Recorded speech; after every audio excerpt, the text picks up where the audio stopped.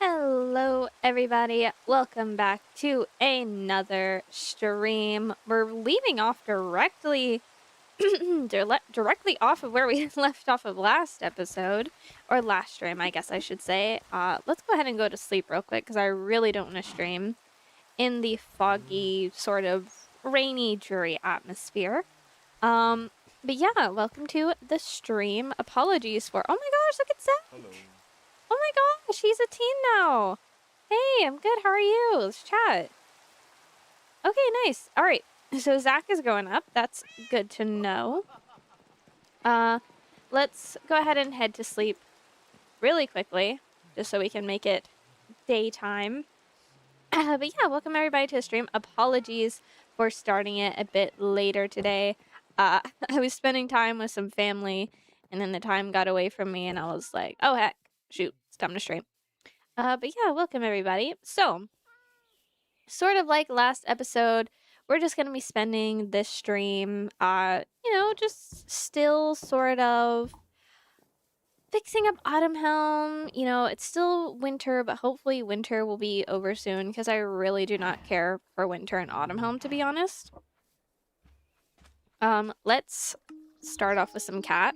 Cat's a great way to start off a stream. But yeah, so if you weren't here last stream, basically we're sort of covering up some of the lake with dirt. I still want to keep some of the lake, but we want to cover some of it up. That way, hello you guys. Hi. Good morning to you too. We want to cover some of it up and turn it just into a more extended area. That way we have more room to build in Autumn Helm and, you know, just sort of that thing. And hello, Joni. How are you doing? I see you staring over here. Hi, I guess. What's up? Redecorating my house? Yeah, right. I'd rather sit on the couch all day. Thank you very much. I get that. I totally get that, Joni, but I don't have that privilege because, you know, I'm the village mayor. And what's up, Iris? How are you doing? Let's just talk with you real quick. How are you, Iris? Okay. Oh, and Jelly. Hi, Jelly. Let's talk with Jelly. Let's chat. Okay, cool. Why is that like that? And odd. Just... Nope, there's my son being creepy and weird again. But yeah, so basically what we are doing, like I said, covering up the lake, just giving ourselves more room to expand in Autumn Helm as a whole. And something that has been bothering me since I first sort of established Autumn Helm is this little section of land right here, where it's all sand, no grass. It's just a really weird patch, and oh, whoopsie daisies. I did not mean to do that to you guys. My bad. I'm definitely gonna have to, you know, do that one block at a time. But let's go get some more dirt. But I hope you guys are having a lovely, lovely Thursday. Hello, Evie Cat. Welcome to the stream. How are you? Yeah, let's just go ahead and get some dirt. Is it just me, or does the music just seem a little louder today? Who knows? But we're gonna get some dirt. Pretty good. I'm glad to hear it. Yeah, let's get some dirt. We're gonna hopefully get done with the expanding / covering up the lake today, which would be quite ideal. But yeah. Apologies for no stream on Tuesday. I've been quite busy as of late. And I got pretty burnt out by, you know, planning so much stuff. Not planning so much stuff per se, but having so much in the works and planning so much and working, you know, all that stuff. I was just like, oh my gosh, like, there's so much to do. So I just took Tuesday off, but I'm back this Thursday, ready to stream. So let's just get a bit of that. There's not really any much amazing grammar by me. There's not a whole lot of free dirt to mine over here, but hopefully I can get a good decent amount. Yeah, before the stream I was hanging out with my younger brothers, as one does, and we discovered my old iPod, or I guess my old iPhone. But it was around the era of iPods, so I just called them iPods. It was super, super old iPhone. You know, the kind that are, like, incredibly tiny, and they're all grainy, and, you know, just very pretty old iPods. And we were looking because I had this thing when I was like, I don't know, like maybe 9 to 12 years old, or that's when I primarily used it. And it wasn't like able to make calls or anything. I couldn't access like any social media. The most I could do on it was watch YouTube, which, you know, at the time wasn't the most expansive site. It was still pretty new. And record videos of my own. And record I did. Oh my gosh, I was recording left and right, and mainly what I recorded was Barbie videos because I was obsessed with Barbies, as any young girl was obsessed with dolls. And as such, I made I made a lot of videos, a lot of storylines, most of them based off of the things that I was interested in at the moment. And my brothers were like, "Hey, we should watch them." And I was like, "Oh, absolutely not." And they're like, "Well, when can we?" And I was like, "When I'm dead. That's when you can watch them. Are you kidding? You'd have to waterboard this information out of me." And they're like, "Well, if you're embarrassed by it, it would be such good blackmail." And I was like, "Oh, that makes me want to show you even less." What do you mean it would be good blackmail? I'm absolutely not going to show you because, you know, because the Barbie, the doll storylines, the storylines you make up is a sacred thing. People think that when us girls are playing with their dolls that we're just playing like house or like, "Oh my gosh, like I'm going to go to the mall today. Like, do you want to play with me or join me?" You know, that's what they think we're doing. But really we're unraveling like deep storylines of betrayal and just like the highest stakes known to man. At least that's what I was doing. And if you look back on them, surprisingly, they are quite cringy. They are quite cringy, to where I can't even watch them myself without, you know, absolutely, you know, squirming and just like, "Oh, no, I can't." Like, I can't, you know. So there's absolutely no way that I'm going to be showing it to my younger brothers who can use it against me. And like, the few videos that I have shown them, they use in like not as blackmail, but they just quote it all the time because they think it's so funny. And I'm like, this is embarrassing, y'all. Why must you do this? And so, you know, there's just absolutely no way I'm going to give them more ammo to use against me. Yeah, that was just a pretty fun little snippet of time that I spent. Yeah, no, I just thought it was interesting. And it's weird seeing videos of my younger self because I feel like I remember so much of that time, but I know that there's a lot that I not that I've forgotten, but that just my memory has just like sort of recoiled into the surfaces, the recesses of my brain. And I feel like the same person, but at the same time I feel like a completely different person, which is an odd experience in its own right. But that's what reminded me of the streaming because in all my videos, I used to talk as if I had like an audience on YouTube, obviously, because I was watching YouTube all the time. But I was like, I want to be a YouTuber when I grow up. And so I always talked to my iPod like it was a YouTube audience. And I was like, oh, that's sweet. And I was like, oh, wait, my actual YouTube audience, I need to stream.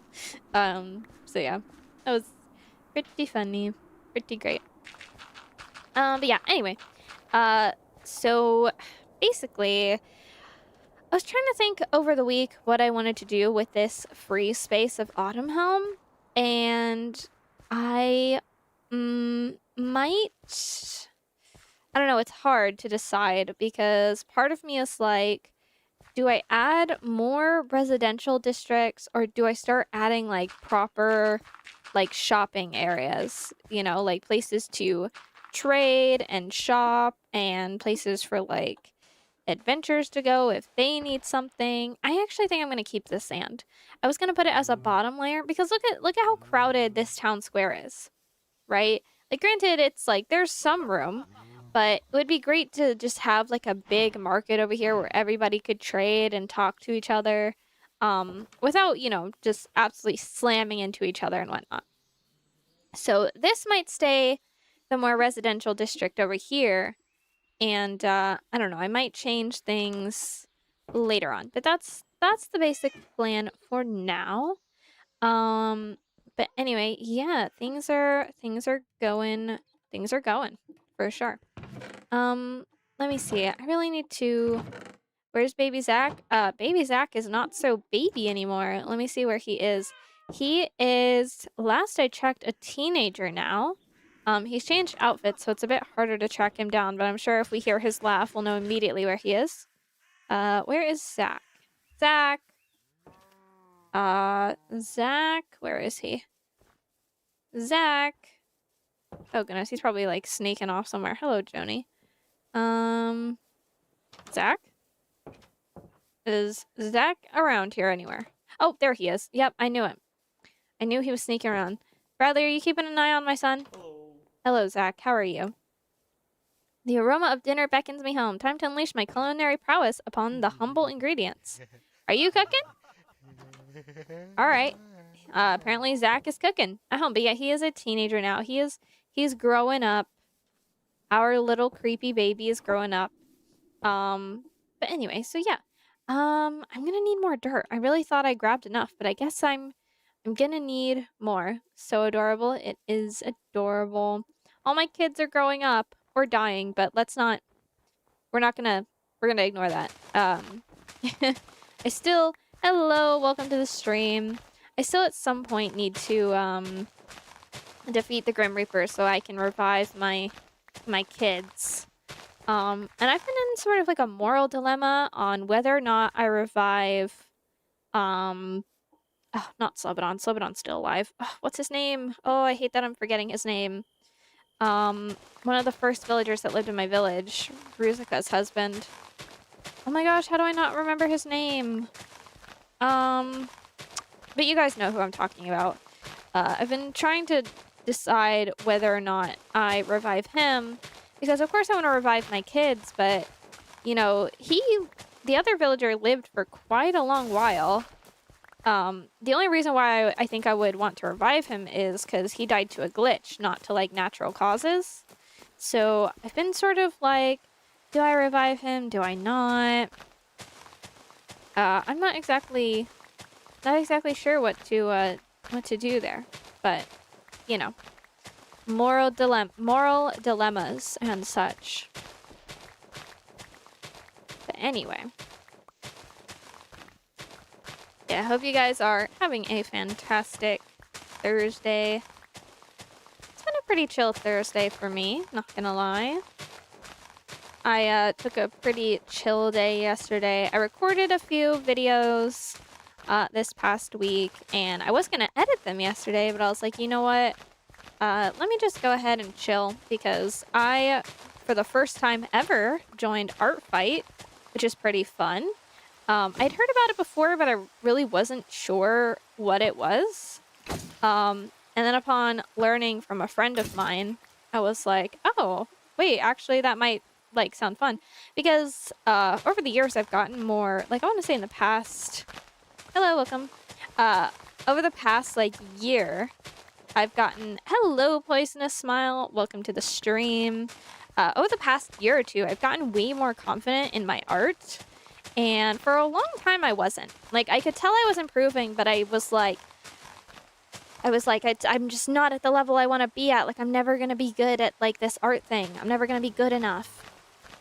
And it was almost this, like, shame when it came to it. Like, I can't let anyone ever see my art because it's disgusting and it's awful. But for some reason, I was just like, you know what? Sure, I'll do Art Fight. Like, because if I'm drawing every day for an entire month, there's going to be some improvement there, right?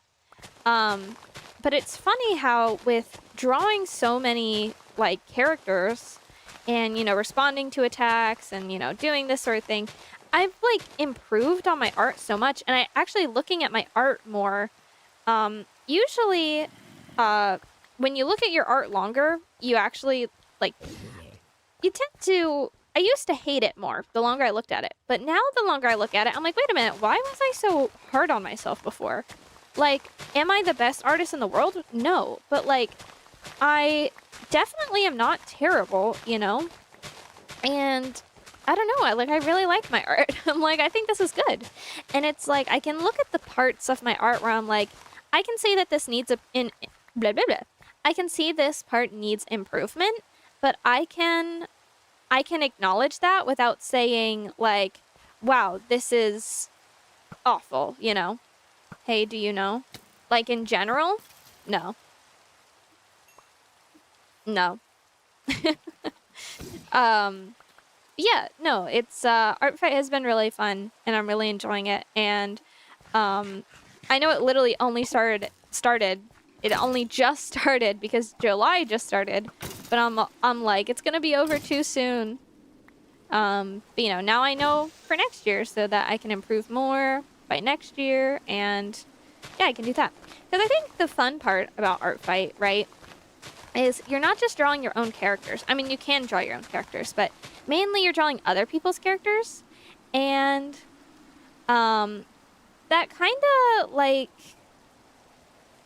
of makes you like wish for, not wish for. I'm sorry, I was reading your comment as I was talking. But anyway, but it kind of makes you move out of your comfort zone. Because when you're drawing your own character, hello, welcome to the stream, Gabriella. When you like draw your own characters for so long, you sort of get into like a comforting, like, you know them, right? You know how to draw them, and stuff like that. You're drawing the same features over and over. You're drawing the same style of hair over and over, the same colors. But when you draw other people's characters, it sort of gets you out of your comfort zone, and you sort of start to realize, like, oh, like, wait a minute, I can draw this, or I can draw that, or, you know, certain stuff like that. And I am still very much in my comfort zone with the characters that I choose to draw. But every now and then I'm like, you know what, actually, let's try drawing this. Like, for example, my cousin is doing Art Fight as well, and I ended up getting Revenge, because they drew one of my characters first. So I drew one of their characters, and it was like a repo robot. And I was like, oh gosh, like that, like I'm used to drawing like humans and stuff. But it's like a repo design seems like pretty simple. Like that is a easy out of comfort zone thing to start with, I think, you know, because again, repo characters have a fairly simple design. And I was very surprised with how quickly I was able to learn how to do that. You're trying to watch me in a movie. Ooh, what movie? Movies are fun. Like in the actual theater? Because don't do that. That's not good.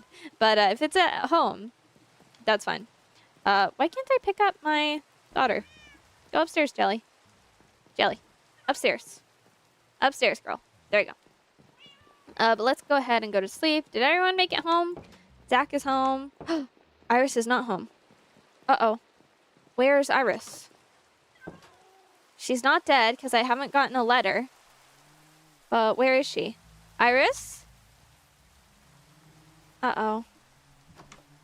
No, I can't. I don't want to do this again. Don't do this to me. Iris? Oh, no. Where is she? I think I have a wall. I've lit up... Excuse me, Iron Golem. I don't want to attack you, sir. Oh, there we go. He's got him. He can reach him. Watching at my house, the movie is Sonic the Hedgehog. Ooh, Sonic the Hedgehog is pretty good. All of my guards are gone, too. What in the world? Where is Iris? Iris? Don't tell me she just wandered off. Okay, that guy's sleeping there. Iris?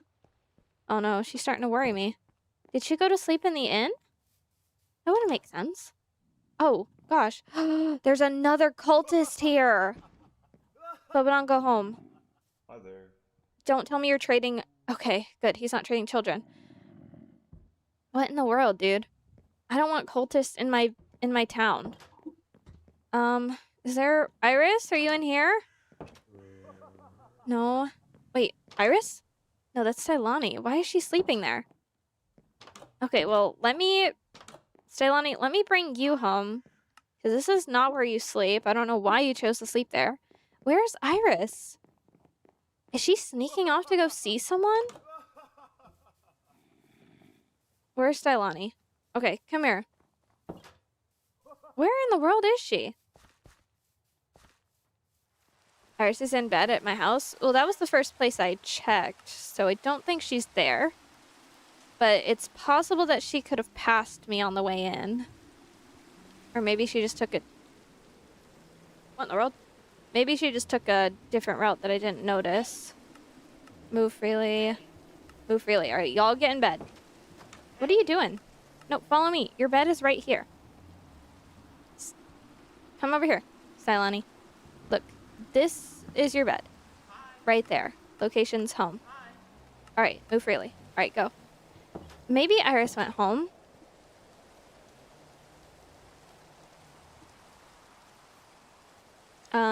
Let me see. Did she go home? No, Iris never came home. Where is Iris? Oh gosh, she's starting to worry me a little bit. I'm not gonna lie. Iris? I didn't get a letter, did I? Iris? Where is she? Where could she have gone? Did she wander off? That's not like her.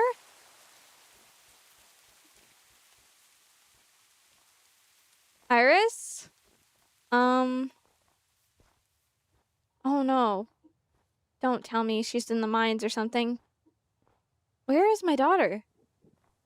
I need a villager tracker. There's a villager tracker. I know that. I need to make one. Okay, I need to make a villager tracker. Let me see. Get out of here. I don't want you here. Okay, yeah. Villager tracker. We need to make one of those. That way we can find where Iris is. Because I feel like I've looked everywhere. And I have no idea where she is. Oh gosh, that makes me so worried. That makes me so nervous. Jelly, where is your sister? Ellie, do you know where my kid is? Okay, where's my crafting table? Come down here. Okay, let me see. Tracker. How much will that take? That's too expensive. Shoot. What am I gonna do? Oh no. Where is Iris? Guys, where is your sister? She's not dead. Did she just wander off? That's the thing, is that's not like Iris to just wander off. Like, she's usually the first in bed. She follows curfew. Like, where is she? Is that her? That's a gazelle. Never mind. I thought that was her. I don't want the egg. Where is Iris? Oh no. Iris! She's gone. I think she's actually gone.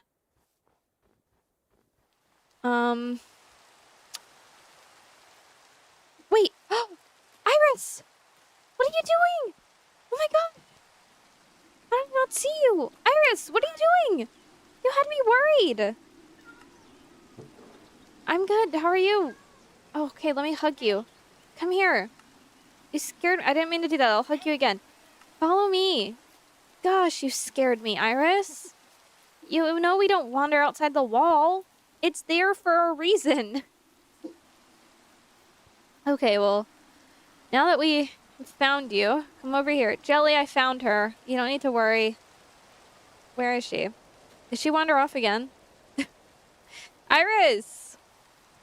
Where is she going? Wait, actually, where did she go?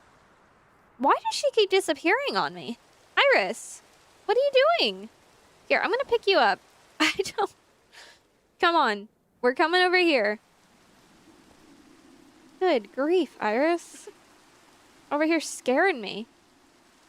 Okay, well, now that we have that little fiasco out of the way, let's go ahead and continue on with what we were doing. Good grief.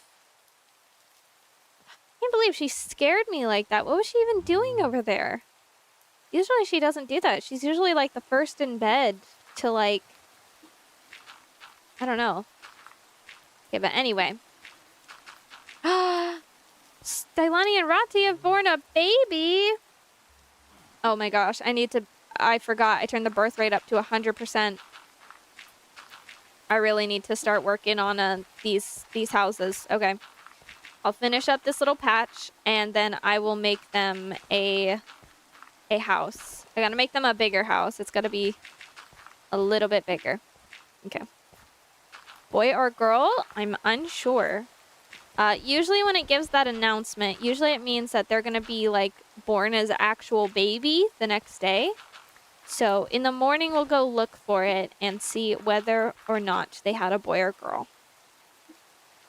But that's exciting. We haven't had a baby born in a while. And luckily I have a few spare cribs I can use. So that'll be exciting for them. Why'd I switch to using the stack when I haven't finished it? Right, there we go. Bam, bam, bam. There we go. All right, perfect. All right, we have this little area over here. Let's grab some wood and things of that sort. That way we can actually start building the houses for them. Oh, that's a lot of wood. Whoa, we have a lot of wood. Perfect. We do not have a shortage. All right, let's just mine that really quickly. It's gonna break our fairy light, but that's fine. Okay, just get this out of the way. We just mainly need the room. I'll replant some trees, but we need the room right now. We need the room. Okay, grab that. All right, perfect. So let's do it how we did this. 1, 2, 3, boom, boom, boom. All right, 1, 2, 3, 4, 5, bam. All right, nice. Then we'll right there. All right, and then what's the gap? I think it's a 2 gap. Yeah, 2 wide gap. So we'll do 1, 2, 1, 1, 2, 3, 4, 5, bam. All right, 2, 3, 4, 5, bam. And then this one right here. All right. Over guesstimated on that. That's fine. All right, and then bam right there. Bam right there. We'll just get rid of that. Perfect. Oh, the sun is out. Finally. Like I say, it feels like forever since the sun has been out and shining. All right. Bam, there we go. Bam, there we go. Let's go ahead. Hello, Milunka. How are you? Bam. All right. 1, 2, 3, 4, 5. Perfect. Right there. Whoops. Wrong one. That's okay. All right. Then 2. Bam. 1, 2, 3, 4, 5. Okay. It's a bit at the water's edge, but I'm sure we can manage. We'll probably just extend the dirt a little bit on that side to make up for it.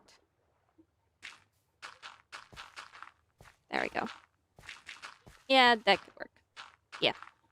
Yeah, that'll be fine. Very nice. Okay. Whoopsie daisy. Did not mean to do that. All right. Do I have any cobble? I don't think so. But let's just go ahead. Let's see, I have 4 tall. So 1, 2, 3, 4. 2, 3, 4. 2, 3, 4. 2, 3, 4. 2, 3, 4. Just taking unnecessary damage. 2, 3, 4. Oh, did you see that? 3, 4. 2, 3, 4. There we go. 2, 3, 4. 2, 3, 4. I'm just taking so much damage from building houses. All right. You think that's funny, Radhika? 2, 3, 4. 2, 3, 4. You guys not attending the town meeting? Jelly, you're not going? Apparently not. Okay. 2, 3, 4. 2, 3, 4. 2, 3, 4. There was a loud truck driving by. 2, 3, 4. There we go. Dang, look at that. All right. And then we can turn that into planks. Whoa, that's a lot of planks. Wasn't expecting that. And we'll get the cobble in a second, but let me just build the actual framework of the house. while I got it. Bam. Okay. Oh, we could probably go check now to see if they had their baby. Where would they have had it? Stylani lives in the guard tower, so maybe it's in the guard tower? I don't know. Let's go check real quick. Oh my gosh, I have so much stuff. Blech. Okay, just drop all that in the inventory. What am I doing? I am building houses at the moment. Okay, let's see. Baby? No baby in here. Baby in here? No. Is it in one of the houses? Zach? Alright, he's being creepy. He's creeping around. No baby in there. I'm just listening for like the sounds of like a baby cooing. Baby? No baby. Listening for the sounds. Oh. Was that one? Or was that Zach laughing? Might have been Zach laughing. I am looking for the baby that Rati and Stylani had. Is there a baby in these parts? Let me see. I'm not seeing or hearing any baby. Maybe they didn't have it yet. Let me see. Let me just make sure. Let me see. Oh, Izuden. That's who it was. Gotcha. Izuden was the name. I couldn't think of her. Oh, here's the baby. Oh, and it was... The baby was born with a full beard. Oh my gosh. This is an old baby, and he's lactose intolerant. This baby was born with a beard. All right. Well, sure. Why not? Baby with a beard. Makes sense to me. I think. Okay, who's your parents again? Rati. I don't know where Rati lives. Where does Rati live? Rati, where do you live? I'll put the baby with you. Zach, go home. Okay, Rati lives here. So let's put the baby... let's just get rid of this. Put the baby in here. Let's go actually grab the baby so it's not sitting on the sidewalk. That would be great. Oh, I need to light up this area. Hold on, let me light up this area so nothing starts spawning. That would be bad. We don't want that to happen. Okay. Just random lanterns. Ladder up. Okay. Alright, that seems good enough. Alright, now let's take the baby. Come here, Otar. Okay, Otar, I'm gonna take you to your dad. Put you in this crib. There you go. Alright, perfect. Successful. Hello. You better get out of this house, you cultist. The inn is that way. Sir. Listen, I've killed adventurers in these parts before. I will not hesitate to do the same to you, my good sir. So I suggest that you walk away. Walk away, sir. That's what I thought. Alright, all the guards heading back. I know Triss gets a bit confused. Both of you guys get a bit confused.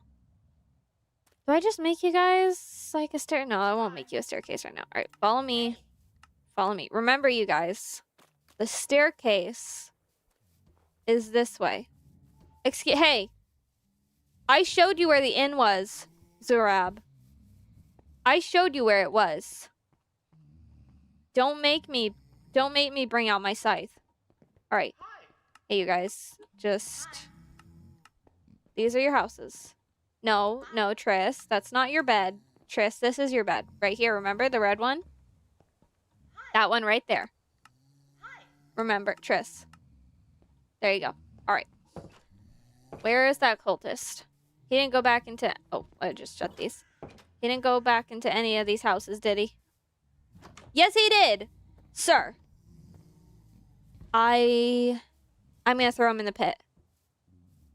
I'm gonna throw him in the pit. Jail. Crime time. Get in here, my good sir. Prison. For you. Hold on. Prison. Hold on. Prison. This is our prison for now. It's not great. The Autumn Helm prison could use some work, but for now, prison. Because you're being a weirdo. Alright. What were we doing? Right. We were building the houses. Okay. Why are there so many cultists in my village now? This does not bode well. Jelly, sweetheart. Here. There you go. Alright, let's grab some cobblestone real quick, because we're gonna need that. Do I even have any cobblestone? I feel like I used most of it. Yeah, I'm not sure either. It's like so many people are coming to Autumn Helm to be cultists, so I'm just like, we're not doing that. Sorry. I don't care what the reason is. I say no. Okay. Just bam, ba-dam. Oh, get that torch. Perfect. Lovely. And I know some of this is stone. I'm gonna mine it before we place it down. So no worries. No worries. Right. Bam, bam, bam, bam. We'll bring this down right there. And we'll place it and then break it. Which is not great for my pickaxe, but who cares? We don't need that right there anyway. And I need to replace this carpenter thing at some point. Maybe I can do that when I get the whatchamacallit. Nope, not what I meant to place. There we go. There we go. All right. Like that. Bam, bam, bam, bam, bam. There we go. All right. We're doing great. We're doing good. Yeah, I've been thinking about starting a better Minecraft series lately, which is great. I know I played better Minecraft on our stream a while back, but I mean like a proper better Minecraft Let's Play, because I used to do one. That was sort of the series that my channel first kicked off with. And that was pretty fun. I really enjoyed that. But I stopped doing it just because I don't really remember why. I think it was due to I started doing theater again around that time, and with rehearsals and shows, it got a little bit too much to like record every week while I was in the midst of it. And then once I was done with it, I had already moved on to, Tales of Pleria. But I would absolutely love to do better Minecraft again, because oh, there goes my axe. I would love to do better Minecraft again, because that mod pack is just, I forgot about how good it is. It's just so adventure coded. And I think I would like to play it with that angle. Like the angle of, oh shoot, I need to get another axe. With like the angle of adventure and exploring. Because last time I was so quick to build a house and settle down that I was just like, I didn't really explore the exploration part of it. So that's what I want to do if I were to, play better Minecraft again. Because the brief stream I did was one to see if my PC could tolerate it while streaming, which thanks to my additional RAM, I can. But also, just I don't know, for the sake of doing it, y'all. Because whimsy. I feel like exploring in Minecraft is extremely not overrated. Nope, the opposite. I was gonna say, I think it's extremely underrated. I feel like in Minecraft, there's always a goal, like beat the Ender Dragon, do this, get diamonds, do this, do that. I feel like the only exploration that really happens is, like, say if you need a block for a build that's a million miles away, or if you need to find the end portal, or like underground if you need diamonds. But rarely do like really does Minecraft allow you to just like explore for the sake of exploring, right? Like Minecraft is a fairly, well, I was about to say Minecraft is a fairly sandbox game. Duh, it's a literal sandbox game. But I mean, rarely does Minecraft like encourage exploration, which I think it should do more, which don't get me wrong, Minecraft is a fluid game and it's fun on its own. It's not like the game will be horribly worse if it doesn't encourage it more. But I think I was thinking about it more with the Dappled Forest update because with the addition of, I'm just gonna go ahead and like build this as a pillar and then break it all with my pickaxe. With the addition of like campsites and dappled forests and stuff, there is the implication that they want you to adventure, right? Like they want you to see like, hey, there's some lore, like other people have been adventuring and setting up tents, like go and find it, right? And I really like that. Because it's not a structure for the sake of look at what loot you can get from it, right? Because I feel like with a lot of Minecraft structures, the purpose is loot, right? And Minecraft already has an inventory cluttering, issue. Like there's already so much inventory bloat. But I feel like we need structures for the sake of just pure exploration, you know? I think not even giving it concrete story behind it, but just for the idea of like, hey, here's a building. What do you think that this could be for? And I'm like, oh, wait, you're right. What could this have been built for? Who could have built this? Like, Mojang, I feel like, should encourage the players' imaginations, not just like, oh, here's a structure. Cool, let's see what loot I get from it.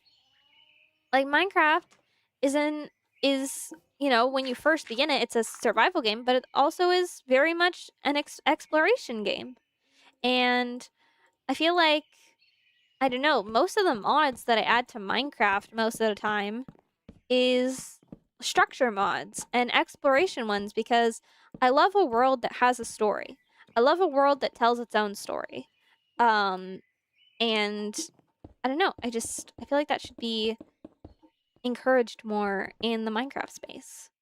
More structures for more structures, no loot. So I feel like loot is once again too easy to find and there's just too much of it. And like ancient cities are cool. Whatchamacallit, the trial chambers are cool, sure. Like villages are cool, I guess, But again, the developers are like, well, players don't want to go over there unless they have a reason to, so loot. And I guess that's true, to some extent. Most players won't ever visit those places on their playthroughs if it doesn't have some reason that they want to go to. But I think most of the time that's just due to like the mobs. Like trial chambers, it's like, yeah, I don't really want to fight my way through hordes of mobs unless I get something out of it. But structures don't always have to be horribly dangerous and scary. One of my favorite structures is the jungle temples. Primarily just because of the story it tells. Like it's trapped. There's no mobs unless, it's just dark and they naturally spawn. But there's no mobs. It's just trapped. And oh, Jelly, what a cute summer outfit, girlfriend. I love that. But it's like most of the jungle temple is just interesting, right? Because it's literally just a temple in a jungle with some traps in it. And it leads you to think like, well, who built the traps and why? And who's redstoning this stuff and why is it in a jungle? And it triggers the imagination, and that is so whimsical and fun. And I love that. And I want to explore that side of Minecraft more, just the exploration side and, the whimsy that comes from exploring. And oh, nice. I can actually place these in here. But I almost started a series like that. However, I couldn't figure. Oh, it's raining again. It feels like we just got the sun. Do-do-do-do. But like, I almost did a series like this back in March of 2025, and I ended up trading that one in to do Druid Diaries instead, because Druid Diaries was just a more solid concept at the time, and it felt easier to manage. You know, I changed it in for Druid Diaries, and I don't regret that. But at the same time, I wish I would have done this series still, because it encouraged the ideas that I'm talking about now of like exploration and whatnot. It'd be cool to have more structures in Minecraft that we can just explore. Yeah, exactly.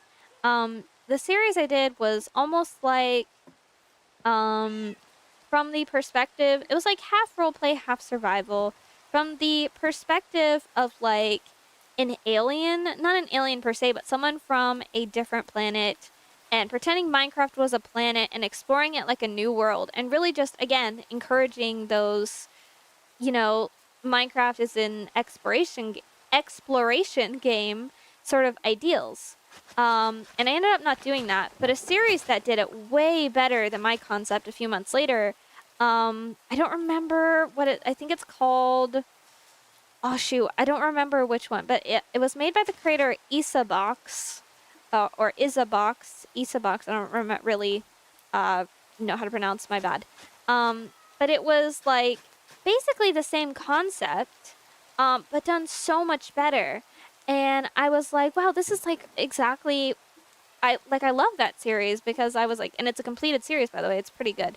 I'm gonna have to remember what it's called. I genuinely cannot for the life of me remember. But it was so good, because it was just like all the ideals that I had been thinking of. Well, that's cute. It was just all the ideals that I had been thinking of. In that, oh, Iris, you let a wild cat into our house. In that video. It was like a 10-part series, and it was literally just exploring all the different biomes in Minecraft, and it was a story reason too. Shoot, I wish I remember what it was called. It was like so distinctive. Hold on, let me check up on my phone, because I know there was some sort of name for it. It was called, let me see, Isabox. Signals. It was called Signals. And it was like these people. Oh, sorry, I just accidentally punched my microphone. It was like these people on Minecraft who were almost like these astronauts type things. Like they each had a different base. And they were like, you know, recording data on Minecraft, pretending it was a different planet. And everybody's signals goes out. And so the main character has to go and repair like their tower signals so that they can make it back to space safely. At least I think that's what the plot was. That's what I remember, because this was about like a year and some change ago. But it was just such a nice, fun little story that again encouraged the exploration ideals of Minecraft, and I loved it. And yeah, so I think with this whole like dappled forest and the tent, you know, idea, because when I play Minecraft, one of my favorite things that I used to do as a kid was oh my gosh, these cows. One of my favorite things that I used to do as a kid was pretend, like build tents and pretend that they were tents I was discovering for the first time, and read journal entries of who lived there. And then once campfires were added, I was like, oh heck yeah, I can make this like so much more realistic, and I can do this and that. And it was like, bring that back. I don't know. I like the idea of letting Minecrafters discover things. Hello, Joni, how are you? You know, someone else has this outfit, and now it just looks like you all are losing your arms. Hello. Cheese, a distant dream, just like happiness, success, and a life worth living. Sure. Sure. I'm pretty partial to cheese myself. I don't know if I would say I love it that much, but I can see how one would be quite consumed with the product. Yeah. Point being, I would just want my Better Minecraft to be very, very exploration, very fun, very discovering, you know, the whimsy in the mod pack. Okay, let's dig up this dirt. We will turn it into wood planks, and I need more cobblestone for the roofs. Because at this point, it's raining. It is coming down like cats and dogs. Why are cats and dogs falling from the sky? I don't know. You tell me. Watching people discover Minecraft for the first time, or old Minecraft players playing the new versions, been lurking. Right? It's just, like, they're watching, like, there's just friends and foes. Oh, right, because you're a beekeeper. Okay, gotcha. There's just something so, I don't know. It's just one of my favorite parts of Minecraft. I feel like it's a very underrated part. Because Minecraft nowadays, can y'all, may I? Thank you. Because Minecraft is just such a, like, fast-paced game nowadays. Like, people are like, get this, get this, get this. Like, the whole two-week phase. The whole 2-week phase idea. And I get the idea is like, let's do everything before we get burned out. You know, that's the whole joke. Like, oh, we'll get burned out with Minecraft in 2 weeks. But I think the whole reason why you get burned out so fast is because you're doing literally everything within the span of 2 weeks. Like, I almost didn't beat the Ender Dragon in my Forever World for an entire year before I got around to it, you know? Like, I was just chilling, and I was just exploring features of the game that I didn't do before. Like, there would be, like, stretches of an hour where I would just sit at my little dock and fish. Because, heck yeah, I can fish in Minecraft. What do you mean? Fishing is such an underrated feature. And it's not even for the, it's like, oh, what the heck? Well, I already have, like, stacks of, like, steak. I don't need fish, you know, and, or if I needed fish, I can, like, jump in the ocean with my sword and kill it. It's like, yeah, but that's not the point. The point is, like, relaxation and whimsy and joy and just having a little good time. Having a little chill, fun, good time. But Zach, what are we doing? No, I don't like that mischievous laugh, son. Follow me. We're not gonna be being a little... Where's Malunka? Where's Malunka? Zach, what did you do to Malunka? Zach? Zach, you're freaking me out a little bit, son. Alright. Well, I guess we can look for Malunka.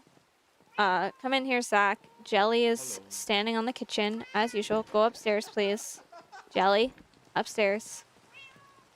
Okay, just making sure she goes upstairs. Let's go find Malunka. She might be in her shop, but I'm unsure. Are all the guards home yet? I love just enjoying the game. My friends and family, not so much. I'm constantly having to start new worlds because they refuse to go back on worlds more than once. Yeah, I've definitely been in situations like that where I will cherish a world and it's like, oh, let's just start. Okay, it's a party in here. What y'all doing? What are we celebrating? All right, Stylani's hitting a little. She's hitting some moves. Y'all are dancing. Okay. Pop off. Let's go. All right, y'all. No, seriously though, it's time for y'all to turn in for the night. I find it so funny that let's just do a little bit of cat. I find it so funny how my guards just at the end of every workday go hang out at the tavern. I know it's probably part of their AI, but something about it feels so like alive to me. Like, yeah, of course the guards are gonna go have like a drink at the tavern at the end of like a long day of work. That's so fun to me. I love that. I love that they do that. I don't like that they're encouraging Slobodan because it's getting on the verge to be a problem for him. But you know, if he has friends around him, then sure, why not? You know, like, I love that for them. Okay, I still haven't found Malunka, which is only the slightest bit concerning. And I haven't seen Ruzika either now that I'm thinking about it. Why are my villagers going missing? They're not dead, are they?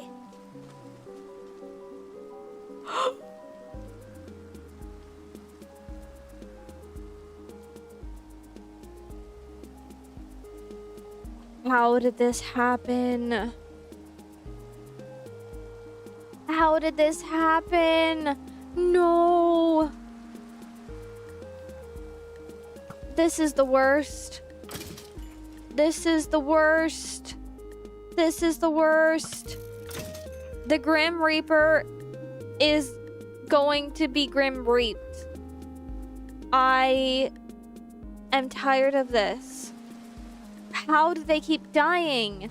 I mean, granted, they can literally just walk out the wall at any moment, but I feel like... Okay, where is Ruzica? She hasn't shown up here, but she's missing. I am just... I'm baffled. I'm bamboozled. I'm quite literally... I can't do this, y'all. I get too attached to these fictional villagers that this is starting to break me. Maybe she's up in the inn? Ruzica? Maybe Ruzica went to go fight the Grim Reaper herself. Oh, Ruzica! Hey! You scared... Oh, that breaks my heart every time. Ruzica, come on, girl. I'm doing good. Alright. Can I take you home? Your sons are worried about you, Ruzica. I understand it's hard to go back to that house. This is not the... Cat, this is not the time. This is not the... I'm trying to have a serious talk. I know that after Izuden, it was really hard. I haven't lost... Well, I mean, I got divorced, but I still, but I'm still alive. But I have lost kids, you know, so I get it. I do understand how hard it is to go in the house and see, you know, just hear the echo of their laughter and, you know, remember what it was like to have them there. But it does get better, you know, and I promise that it will get better. And I promise that you won't have to feel this for long, because I'm going to defeat the Grim Reaper and I'm going to bring him back. So if you can just hold on for a little bit longer, I promise that you two will be reunited again. I'm not going to let this stand. Okay. Well, I hope she sleeps a little bit better. And I didn't mean to get so deep with her, but you know, some wounds have been touched on tonight, I guess. Anyway, so let's go to sleep. I really still don't even know if I'm powerful enough to even defeat this. Okay, well, Iris, are you in the spot? No, Iris is not in her spot. Iris, what are you doing? Follow me, girl. Oh my gosh, she keeps scaring me like this. Good thing I checked there first. All right, come on, Iris. Treat it like the Wither. That's true. That is a possibility. I'm unsure if it would work, but it's worth a try, as they say. All right, go to sleep, Iris. Whew. Okay, because I did not want to lose another kid after that whole speech I gave to Ruzica. Good grief.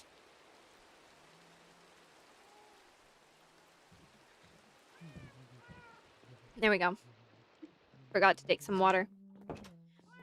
All right. Woof. Where was I before all the grief and the, whatchamacallit? Man, I know Malunka isn't my kid, but, like, she's Ellie's kid, and... Oh, shoot. How is Ellie doing? Okay, there's Otar. Hi, Nadala. Oh, everyone's gathering at the graveyard. They always gather in the same spot where it used to be. It's like their brain hasn't registered that it moved over there. Where's Ellie? I need to talk to Ellie, because she is probably not in a good... Is she at the tavern? Ellie, listen, don't resort to this. Ellie, hun, don't resort to this. Don't resort to drinking. This is not what Malunka would have wanted. Ellie, come on. Hey, guys, a bit of space for her, please? She just lost her daughter. She just lost her daughter, y'all. Okay, Jabba, you're comforting her. I know you were close with Malunka. Wait, Ellie. Look, I know, I'm sorry. Come here, Ellie. Look, come here, Ellie. Yo, Sharana, can you get out of here, girl? Read the room. Hey. Ellie. Hi. Yo, Sharena. Read the room, girl. She just lost her daughter. I'm trying to have a talk. Let me give you a hug. Hi. I'm so sorry for your loss. Trust me, I get how it feels. I will bring her back. This will not happen again. This will not happen again. I gotta do this sooner or later, I feel like. My brain was focused on expanding the village, but like, with how much like pain is being caused over here, there are more names in this place that I would like. I don't know who the heck Dimitri is, honestly. No, I'm not gonna destroy that, but I don't know who Dimitri is. I could not care about Dimitri. But in here is almost there's so many people I care about in here. There's Izuden, there's Maya, there's Malunka, there's Lavina. 2 out of 5 of these names are my own kids. I don't care about the people arriving at my inn. Really, I don't. This is not the time.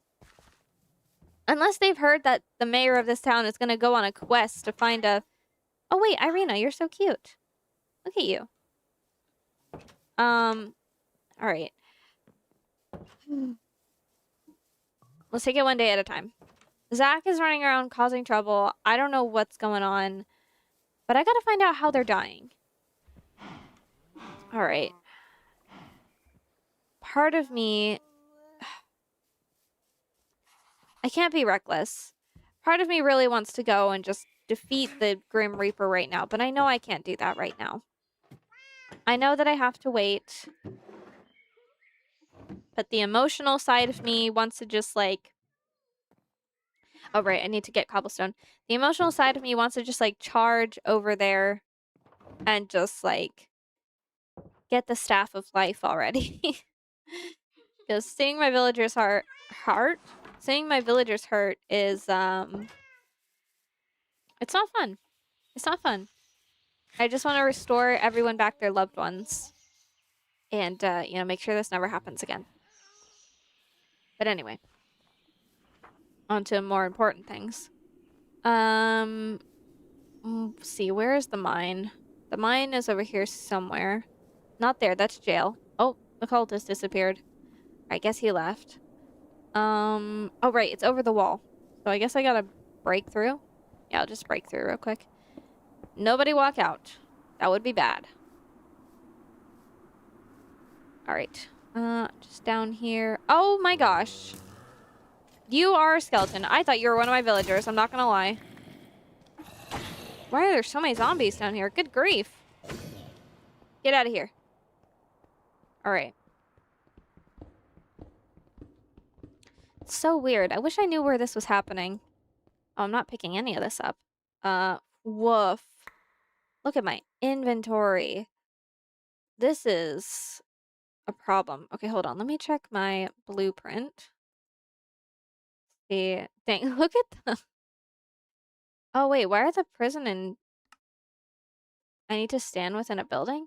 Hold on, let me remove the prison and the graveyard, because they're not there anymore. That's probably why they're getting so confused.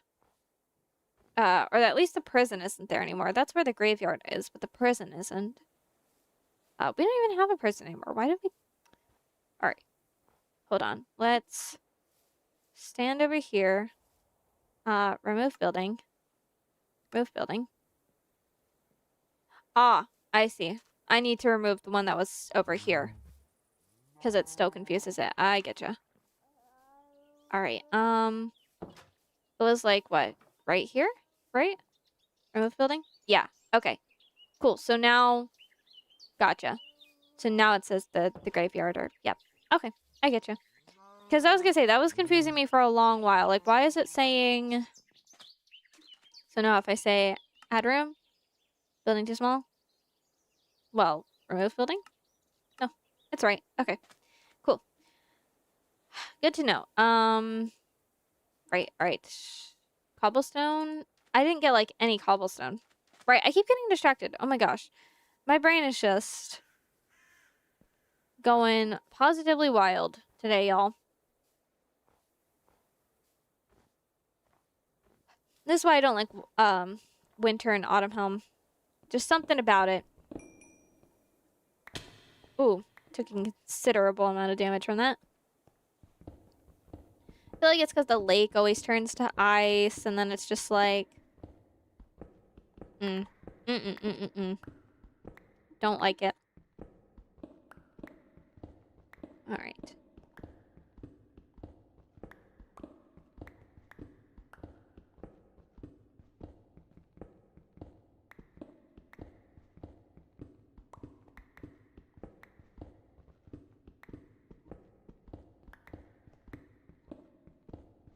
Still in my head trying to like think of like, how will I defeat the Grim Reaper? How do I get the additional things? How do I do this? How do I do that? Just things of that sort. Who knows? Who knows?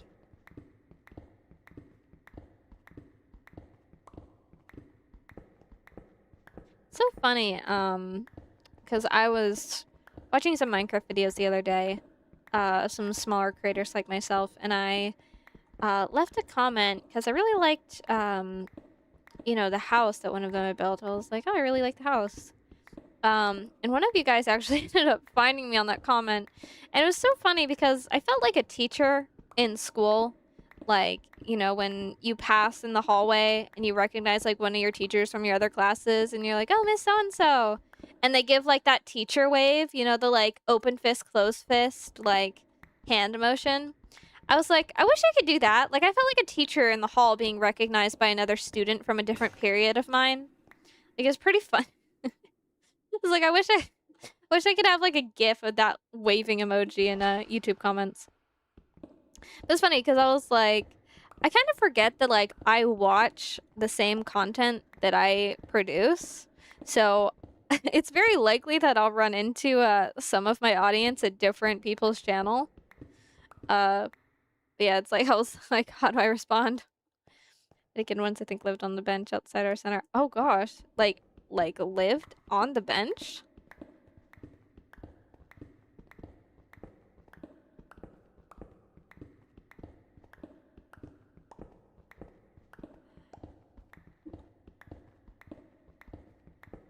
Or maybe maybe I read that wrong.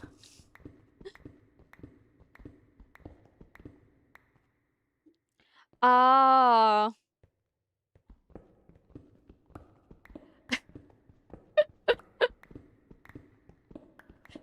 Oh, that's great. I mean, obviously, where else do teachers go during the day? Or I mean, during the night? They can't leave school.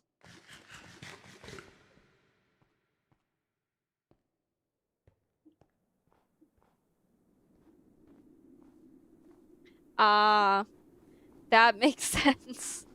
That makes more sense. Pretty funny, though.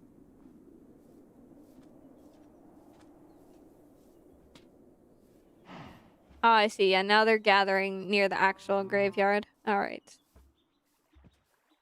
Look at how they're all lined up. What are y'all doing? All right, let's check on the baby. Everyone's in here looking at the baby. The baby that is grown like with the full beard. Kids are so funny. They are just the thing that kids think of. I remember thinking up some pretty ridiculous things or believing pretty ridiculous things as a kid. Hello. Oh, sorry. I didn't mean to pick you up. Let me see. Bro is a baby and has a full beard. That's actually crazy to me. And let me pick you up. Okay, back in the crib you go. Alright, I will let you do your baby things. Let's see. Which one still needed a roof? This one still needed a roof. Wild. It's great. I remember, I'm sure I've told this story before, but hello, Jasper. Welcome to the stream. I'm sure I've told this story before, but I used to play Minecraft primarily on the Xbox 360. And when you would like load up the world, or sometimes it would just save in the middle of playing, and during those little save points, it would load like little tips and stuff, like you can do this and do that. You know how game tips go. Well, one of them was a tip about how you shouldn't hit piglin in the nether, you know, or pigmen in the nether or whatever. There was no piglin at that point. And I was so new to Minecraft that I didn't know what the nether was, and I most definitely didn't know what pigmen were. So when I read the word, blah, blah, blah, blah, I'm getting so tripped over myself. When I read the word pigmen, the image in my head of a Minecraft pig standing up on 2 legs and walking around like a Minecraft player played in my head. And that thought sent shivers down my spine. And I was like, that can happen in this game. So I was terrified. And I hid in my house, basically like trying to avoid these so-called pigmen, looking through the windows like, when are they gonna walk by? Every time I saw a pig, I was like, are you gonna stand up on your hind legs? Are you just gonna randomly stand up? And soon enough, shortly after, it didn't take me long after, to go into the nether, and I found the pigman, and I was like, oh, hello, Ratty. I was like, oh, not only is this not what I thought it was, but it's also not that scary. And I know now not to hit them. So this makes more sense. But at the time, it was terrifying to me. The idea, the imagery, I was like, oh my gosh, that's awful and terrible. I don't want to experience that ever. So you know, all right, wait a minute. Are they all gonna go in? Is there a guard stuck out here? There's not a guard stuck out here, which means she's definitely stuck somewhere else. The game wouldn't just work for me like it's supposed to. Oh, Sabrina, are you good? Hold on, Miss Sabrina. I got you. Right, you can go ahead and go home. Is there anyone up here? Wait, really? Is there actually no one up here? Well then where's my other guard? Wait, no way. Did she just go home without any issues? Did she finally learn? Did she finally learn the right route to take? She finally learned the right route. Oh, wait. I think it's because I removed the graveyard, maybe. I don't think that would be it, but maybe it would be it. Because maybe somewhere in her code, she still thought that this was the graveyard and she couldn't walk over here? I don't know, but either way, it's fixed, and I am very happy about that, because that was quite the annoying bug, let me tell you. Alright. Anyway. Oh, little kitty. Okay. Right, focusing. So let's continue with the... Actually, I'll upgrade these over here, but let me upgrade these first. But yeah. Crazy. Absolutely crazy. There was an old series I did around maybe I want to say April or May of 2023. And I tried to I played it off as like a regular 1.19 series. I was like, oh, I'm just gonna be playing like vanilla Minecraft with an old texture pack. But I was playing with one mod, and I was never going to acknowledge the mod until it acknowledged itself for me. But it was the From the Fog mod, which is, if you don't know, the Herobrine mod. And I wanted to play without it because Herobrine is so evidently in the background for such a long time. Like, that's just where he is. That's where he resides, you know? And, you know, unless you acknowledge him, most times, like, you won't be able to see him. And I wanted to make that a full series until someone just eventually caught on, like, hold on, is that Herobrine in your video? You know, because that's fun. That's just fun to me. Like a regular Minecraft survival that's not titled anything to do with Herobrine at all. How fun is that? So I wanted to do that. And I got about to episode 3 until I stopped doing it. Because again, that's when my theater started picking up and I didn't have as much time to like record or do any of that sort of stuff. But it was fun myself editing those episodes and just seeing how many times he popped up. And get out of here. How are there zombies spawning in this area? I feel like I lit it up so well. There was actually this one time. Iris! What are you doing? What is she doing? Why is she broken all of a sudden? She's just like, I don't get it. What are you doing? She used to like be the first one in bed, and now she's just like, I don't understand. Okay, well, we're not gonna worry about that, but yeah, basically, I made the whole series like around um, you know, never acknowledging him.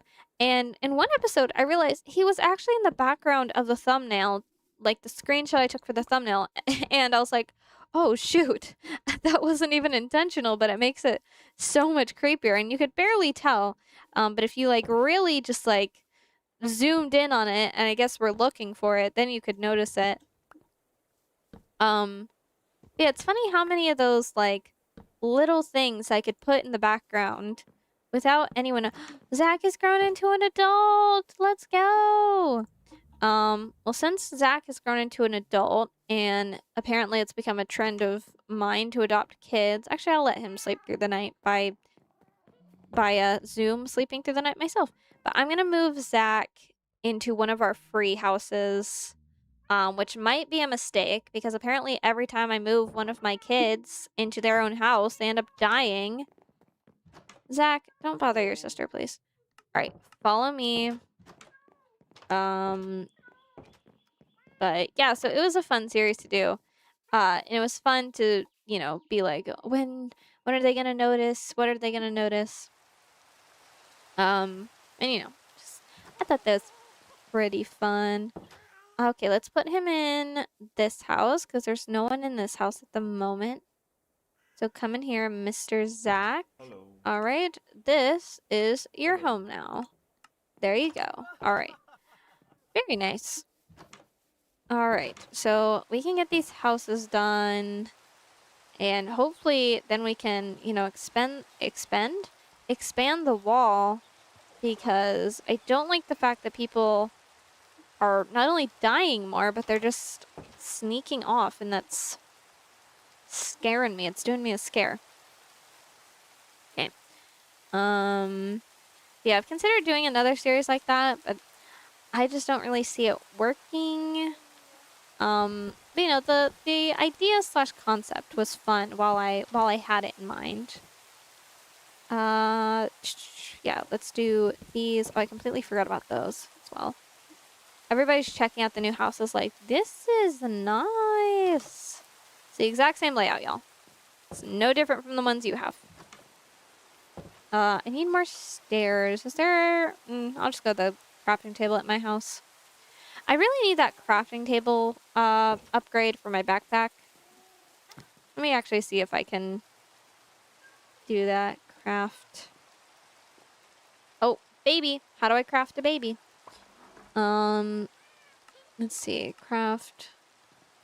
Oh, crafting upgrade. I need an upgrade base. Hold on, let me take a picture of this so I remember. How do I make an upgrade base. Do I have any leather? I ought to, right? Yes, I do. And I have 4 string. And I have iron. Though I am lowing run. What? I am running low on iron, which is not good, but we can always go get some. Wait, did I do the crafting recipe wrong? Something tells me I did the crafting recipe wrong. Yep, I did it in the reverse. Okay. And then I do that in the middle. Oh shoot, I need a crafting table. And I need a chest. So let's do that. Okay, let's throw out these eggs. I don't need the eggs. Throw them out. Do that. We get the 2 iron, the crafting table, and the chest. Woo! Nice. Okay, that'll make things so much easier. Craft, all caps. Also, hello, welcome to the stream, Roxy. How are you today? All right, cool. So now we don't need to carry a crafting table around with us. We can just craft whenever we want to.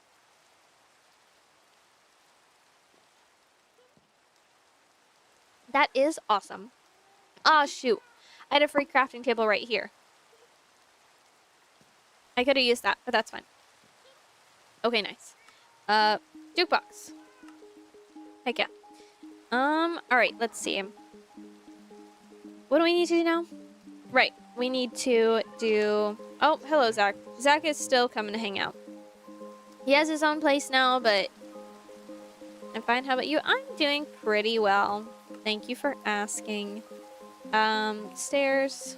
There we go. Okay, nice. This is actually coming along quite well. Get this out of here. Get the... What in the world is going on? Get that out. Out. Okay. Like that. That. Wow, this is the messiest crafting I've ever done. Okay, I've probably done messier crafting, but... Alright. Do we have everything done on this? Okay, I thought there was a zombie for a sec. I was about to say. Don't want no zombies. Done on this side? Nope, not done on this side. Okay, bam. Okay. Y'all, can we stop taking dips in the river, please? Do y'all live here now, or are you still adventurers? Okay, you're still an adventurer. Okay, I thought you guys... For a second, I was like, I thought you guys were living here. Which, if you wanted to, you're free to. Because...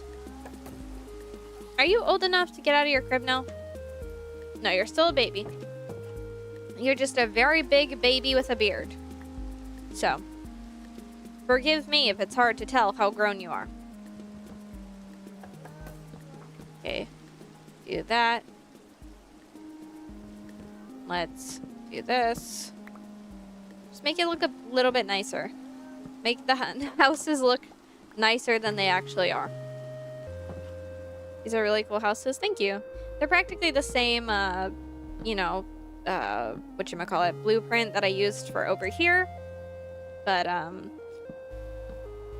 now it's just nicer. Okay. Break this. Bam, bam. There we go. Oh, Roxy, we have bad news. Another villager has passed away. It was Malunka, Ellie's little daughter.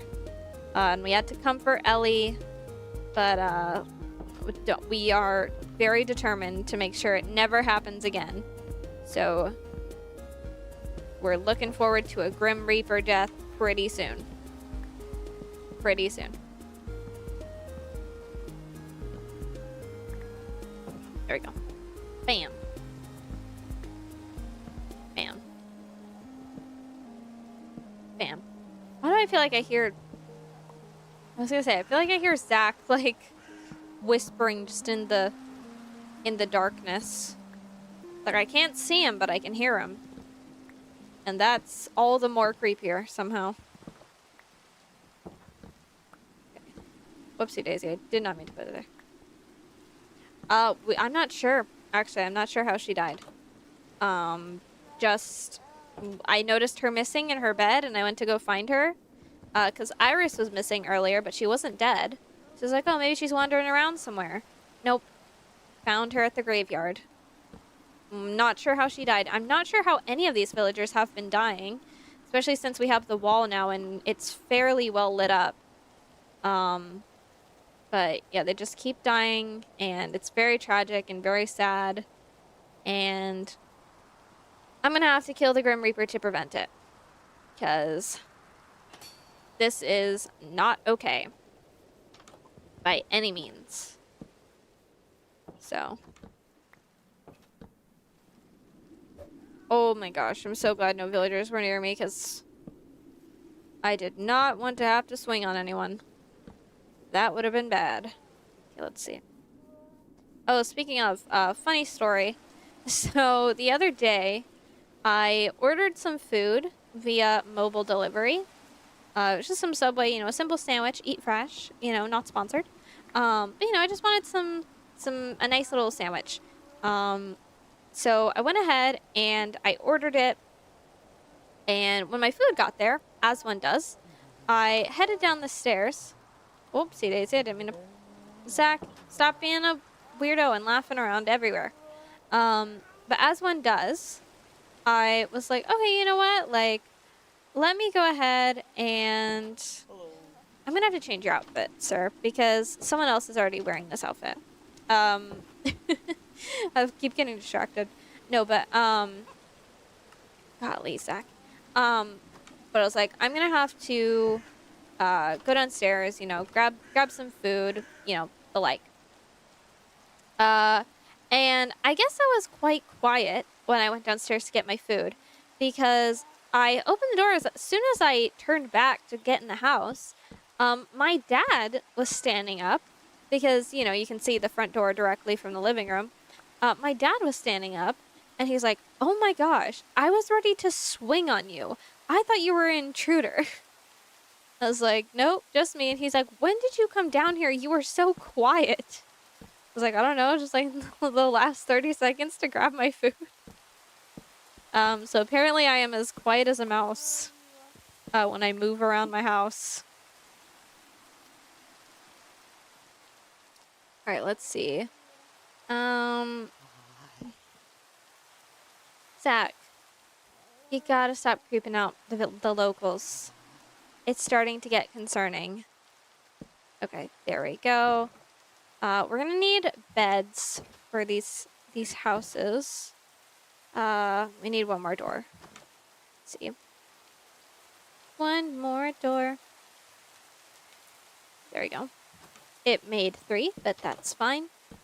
Part of me just kind of wants to... let's see. Do we have any spare beds in here? No. No, we do not. Part of me wants to go steal beds, because I don't really feel like finding the sheep to make any. Iris, are you gonna go in the house? Thank you. Okay. So odd.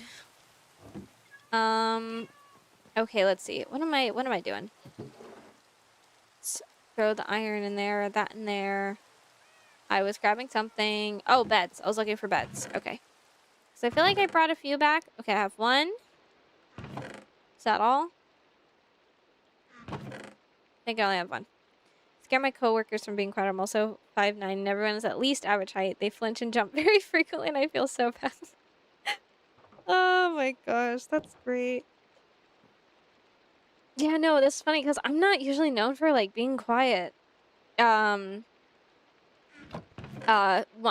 core memory that I have, or I wouldn't say core memory, but a very prevalent memory I have is, again, in 2023, I did a show. Or no, this might have been in September of 2022. It was, I can't remember. It was a show I did from September 2022 or a show I did in May of 2023. One of the two, right? And we had a stage. It was pretty high up, but underneath the stage there was nothing, right? So your steps could be pretty loud, you know, considering there was nothing underneath and it echoed.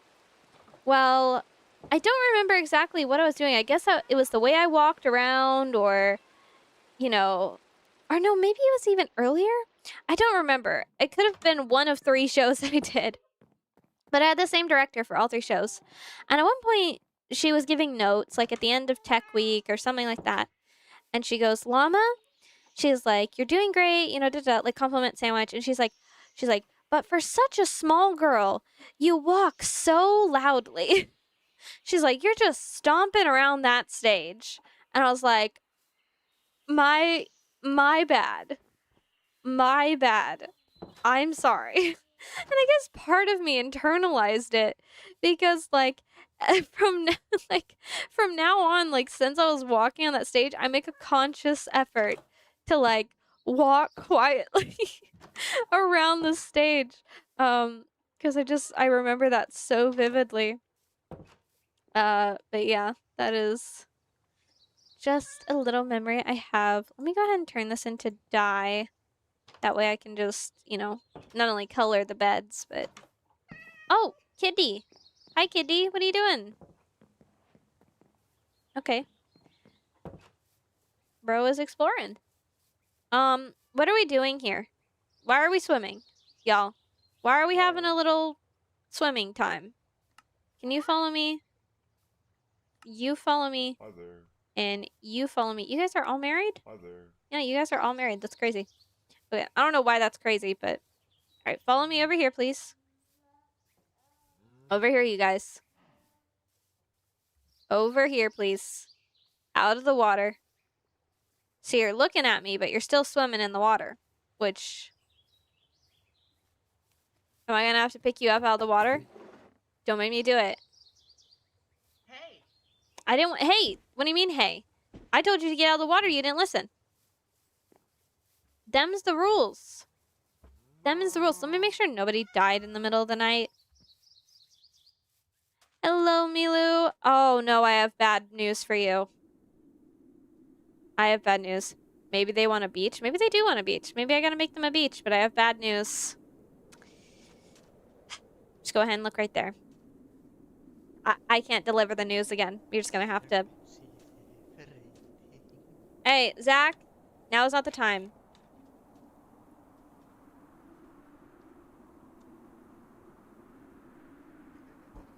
Yeah, I know. I know. It's quite the tragedy. It's quite the tragedy. I don't know how it happened. But I'm planning to right the wrong that was done. I'm planning to bring her back, just like everyone else. But I noticed her missing in her bed. And I went to go find her. And that is where I found her. Iris, I thought you were stuck in the ceiling. Don't scare me like that again. They need a thing to get up from the water. Maybe they do. Maybe I need to build a little dock. For, like, my fishers. There are some barrels over there. Maybe I build a little dock. Hold on. Maybe I'll do that real quick. Just speed run a little dock. That could be cute. All right, hold on. Let's do that real quick. We'll put it like... Let's see. We'll do... Let's see, we'll put like... It's gonna be quite a chunky little dock.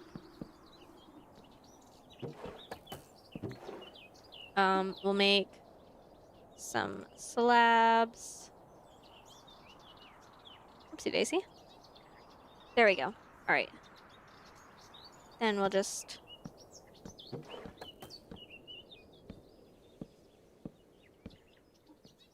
that out enough?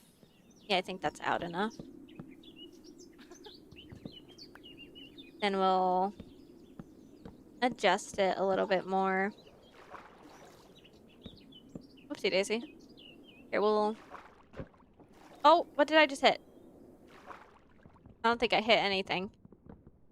I didn't want to accidentally hit and kill the catfish. The fat little catfish that's lived in here since episode 1. Oh, did you just eat my stair? He's eating my stairs. Now I know why he's such a fat little catfish. It's because he's been eating my items. Everything I drop in the... Wait, that's not the fat little cat. Wait, there's more little fat little catfish? There's a whole fat... There's a whole fat little catfish. This lake. Okay, well, I mean... I suppose. So let's... There we go. Just like that. And then... Oh, no, not that big. We'll put some lanterns over here and here. And then maybe I can put gates along so that they don't accidentally fall. A school of fat catfish? Yeah, exactly. A school of fat little catfish. How cute. Oh, wait, I realized I can't put it there. Well, I guess I could, but I shouldn't. Because then they'll just fall in. Wait! Genius idea! Genius idea. Is the resurrection really saw other YouTubers trying to revive their people, but it didn't come back because of a glitch. I know that it does work. I've done it before with this mod pack in a different world. So it does work. I'm just not sure if... Oh gosh. Zach, come on. Hold on. No, Zach, I don't want you to be a fisherman. Radhika, you need to become a fisherman again. Okay, there you go. Zach, you're creeping me out, dog. Here. Radhika, I like the outfit you had before, as it's easy to memorize you. Oh, my needle and thread. Okay, no more new outfits for everyone, I guess. All right, there we go. A little dock. We'll make a little path. Zach looks like an earthbender. He really does. I was like, this outfit looks familiar, but I can't quite place my finger on it. All right, and then let's, oh my gosh, life is so much easier when you don't have to, like, run back and forth to a crafting table every now and again. Let's make some... My son is just a little bit creepy, and that's fine. That's fine. I've learned to live with it. I've learned to live with it. Ah, dang it, I didn't mean to do that. There we go. Like, you hear... What is it? Maybe the job will be good for Zach. Treat him how to mask, maybe? Yeah. You gotta be like the rest of us neurodivergents, Zach. You gotta learn how to mask. Did I just make a bunch of... What did I make? Oh, there we go. I was gonna say, it went into my backpack. I was like, where did it go? Alright. Just place this all along here. And then, yep. Okay, I gotta make a lot more. Thought I made too much. Turns out I didn't make enough. Okay. Yeah, I'm not good at masking. Which is why I'm glad that I found like a work from home job, because I tried working with the public before and it just did not work. Because I need like very, very specific directions, or I just don't know what the heck people are talking about. And most of the times I will misunderstand them. Because almost every job I've worked at has been like an issue for me. So I was like, well, this is a problem. How do I navigate this? Like for example, my first job was at a coffee shop, a coffee chain that I won't name. But it rhymed with Funkin'. And so that's why I work with toddlers. You don't have to mask in front of toddlers. That's true. That's a great point. You probably don't have to mask in front of toddlers. That's an excellent point. But I my first job rhymed with Funkin', and oh, I didn't mean to make fences. Well, fences aren't terrible to have, so I guess I'll have them. But that job wasn't terrible, but it was just like not great. It was like what like they threw me on drive-through window almost immediately. And they were like, just kind of like stand there and hand the customers their coffee, right? But I would need constant clarification and reassurance, like, hey, like, because they had a table next to the window where they would just place coffees and food. I'd be like, hey, is this the coffee for this window? Hey, is this the coffee for this window? Like, because in my brain, I'm like, well, what if I accidentally give the wrong coffee? You know, like my brain wasn't, because in a work environment, typically, if it's high paced like that, your brain is just supposed to like grab it and give it to the customer, you know? But my brain is like, well, but why would I assume like that? What if I accidentally give them like the wrong thing? Like, that's not good. Like, I have to keep asking. And obviously, in a high paced environment, you can't keep asking questions like that. But it made me so uneasy to not ask. So it really slowed it down. I need directions to act because if you make a mistake, it's terrifying. Yes, exactly. That's how I feel too. And they were like, okay, well, we're going to take you off window. Go ahead and just clean the surfaces. And my brain was like, okay, but do I do it like this? Like, do I clean the surfaces like this? Do I do this?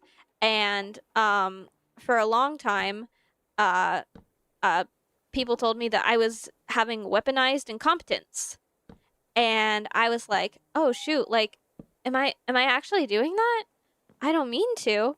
But what I didn't realize was it wasn't weaponized incompetence. I'm just very neurodivergent. And weaponized incompetence, I realized that actually, wait, does that look good? Does that look good? Why do I feel like that looks good? I think that looks good. Anyway, weaponized incompetence is like when you know how to do the thing, but you're just like trying to get out of doing it. So it's like, I actually don't know how to do this, Um, but like with with my fear, I was just like, well, I just don't want to like do it wrong, So I was like scared of doing that. Um, Irina, you are follow me. I'll take you to the end. Um, so I stopped working that job. And then my second job was at like this retail store. And most of the employees who worked there, I want to say they were nice, but they reminded me of the popular kids in high school. And I feel like a lot of them were just like the popular kids in high school. uh, and if you know, you know. And hey, you guys, I'm glad you're having a good time at the bar, but it is time to wrap it up for the night.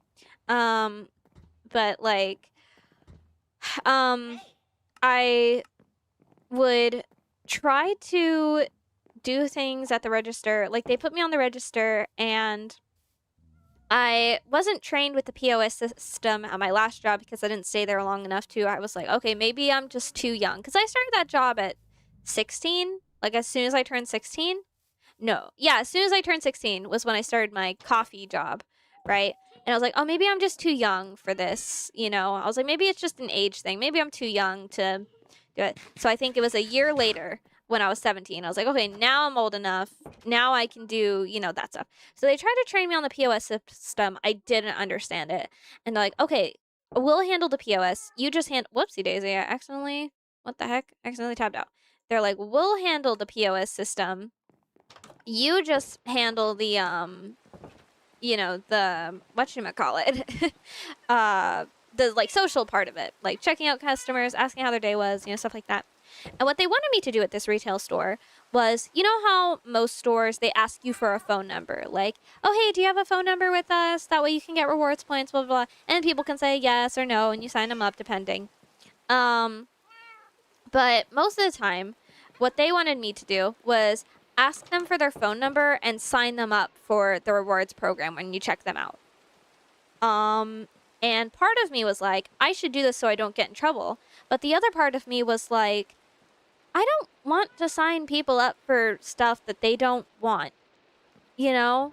Like, maybe it's just me, but that's just sounded like kind of unethical. And granted, it's like retail emails. Like, it's not like something, harmful to them. But part of me was just like, that just seems kind of scammy. So I started asking them instead, right? So whenever a customer would check out, I'd be like, would you like to sign up for a rewards program today? And most of the time they're like, oh no, thank you. I was like, okay, just, let us know or whatever. And my manager was like, hey, you need to stop asking and just ask. You need to stop asking them if they want to sign up and just, once they give you their phone number, sign them up anyway. And I told her and I was like, I understand that. I was like, I just don't feel right doing that. And she was like, okay, well, maybe we'll put you in the back then. And I'm so neurodivergent. I've only had one job because I'm too afraid to try anything else. That's valid. No, that's completely valid, which is like with the job I have now, I can't imagine doing anything else. Because I'm like, oh, if I ever lose this job, I'm cooked. I'm straight cooked. Because what I do now is I basically do what I do for ItsLlamaIGuess. I'm like a social media manager, right? So I manage someone else's videos, and I basically edit for them and stuff like that, right? So it's like dream job, honestly. But if I ever lost it, I'd be like, ruh-roh, what else am I supposed to do? And so, yeah, like that retail job wasn't great. Besides, they, if you guys are introverts, maybe if you've been in school or any other social setting, or maybe it's even with your own family, where they'll just like make it a point of how little you talk. Like if you talk, they're like, oh my gosh, you do know how to talk. Or you're so quiet. Like, oh my gosh, why are you so quiet? Like, are you shy? Like, what's up? Like that, like fake, like niceness or whatever. It's very, I don't like it, and that's how they would talk to me at the retail job. Just very like, oh my gosh, you do talk, you know? And anyway, so they put me in the back, which honestly was my favorite because I didn't have to talk to people. I just folded shirts and put like the little tags on them, you know? And that was awesome. I loved doing that. That was like my favorite thing. And that was like all I did for 4 hours a day. It was my favorite thing. I was like, oh wow, this, because at first I was like, oh wow, if this is all I have to do, like this is like, I could do this. But then there was one time where I clocked out, and I'd be like, okay guys, like have a nice night. I'm gonna clocking out. And like there was one employee at the register and a different manager, and he went, oh wow, she does talk. Like he said it to the other employee, but it was loud enough for me to hear. It was at me like I was an animal. And I heard that and I was like, okay, I don't really want to be in an environment with those type of people. You know? I was like, I don't know. That just seems like not the most productive. I don't know. I didn't like it. So I was like, all right, I'm out. And I don't think I tried again with jobs for a little while there because I was like, what am I supposed to like do really? Like I don't really. Oh, don't even get me started on my first job as a busser when I was 14. Actually, Duncan was, or I mean, Funkin, the coffee corporation that it is undisclosed. But the coffee shop was like my first technical job where, you know, I was in a system. But my first technical job was when I was 14 as a busser, and I didn't even last the shift. That sucked. But no, yeah, like after that, what was my job after that? I'm trying to think. I'm trying to remember. Was it? Feel like there was another one, and I can't remember. I think immediately, maybe after the retail one. I don't know, I'd have to ask my mom. But I think it was... I think I applied for a few. They didn't end up getting back to me. But I think after that, I went for this, like, small town, like... Because I live in a very small southern town, right? And there's this candy shop. And it was one of my favorites as a kid. And I was like, oh... Like, I saw that they were hiring, and I was like, wait, that would be, like, a dream job for me. And so, I went ahead and I, you know, signed up for it. I did the interview, and everything was great. Everything was good. It seemed awesome. And then the same sort of things happened where I would constantly need, like, direction. And luckily I only have one coworker that treats me like I'm neurodivergent in the not kind way. She works in another building, so I don't have to see her. See, that's good. Yeah, just I don't know. I don't get it. Like, just leave me alone, you know? Just like let me live, y'all. But yeah, no, it's like I don't know, like that job was fine, but it was like very slow. And while fast-paced jobs fluster me and cause me to not shut down, but kind of shut down, depending on the situation, I'll either get extremely irritated or I'll just completely shut down and be like, I can't do this. I literally can't, my brain can't function. Like, I can't do it. And I get super flustered and just, you know. But, you know, blah, blah, blah, my brain and certain things. Just like now. No, but then the candy shop one seemed really good at first. And, oh, nice. And the people weren't unkind, but it was just sort of, I don't know if you guys have grown up around Southern people, but Southern people, most of the time, they aren't outwardly unkind. They're just very passive aggressive. And if you're neurodivergent like I am, it's hard to pick on. It's hard to pick up on at first.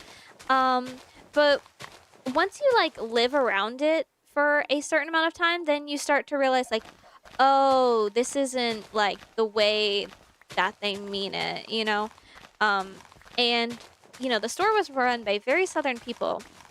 And at first, I thought that it was just like, like nice things. And then I was like, oh wait, I think they're making fun of me actually.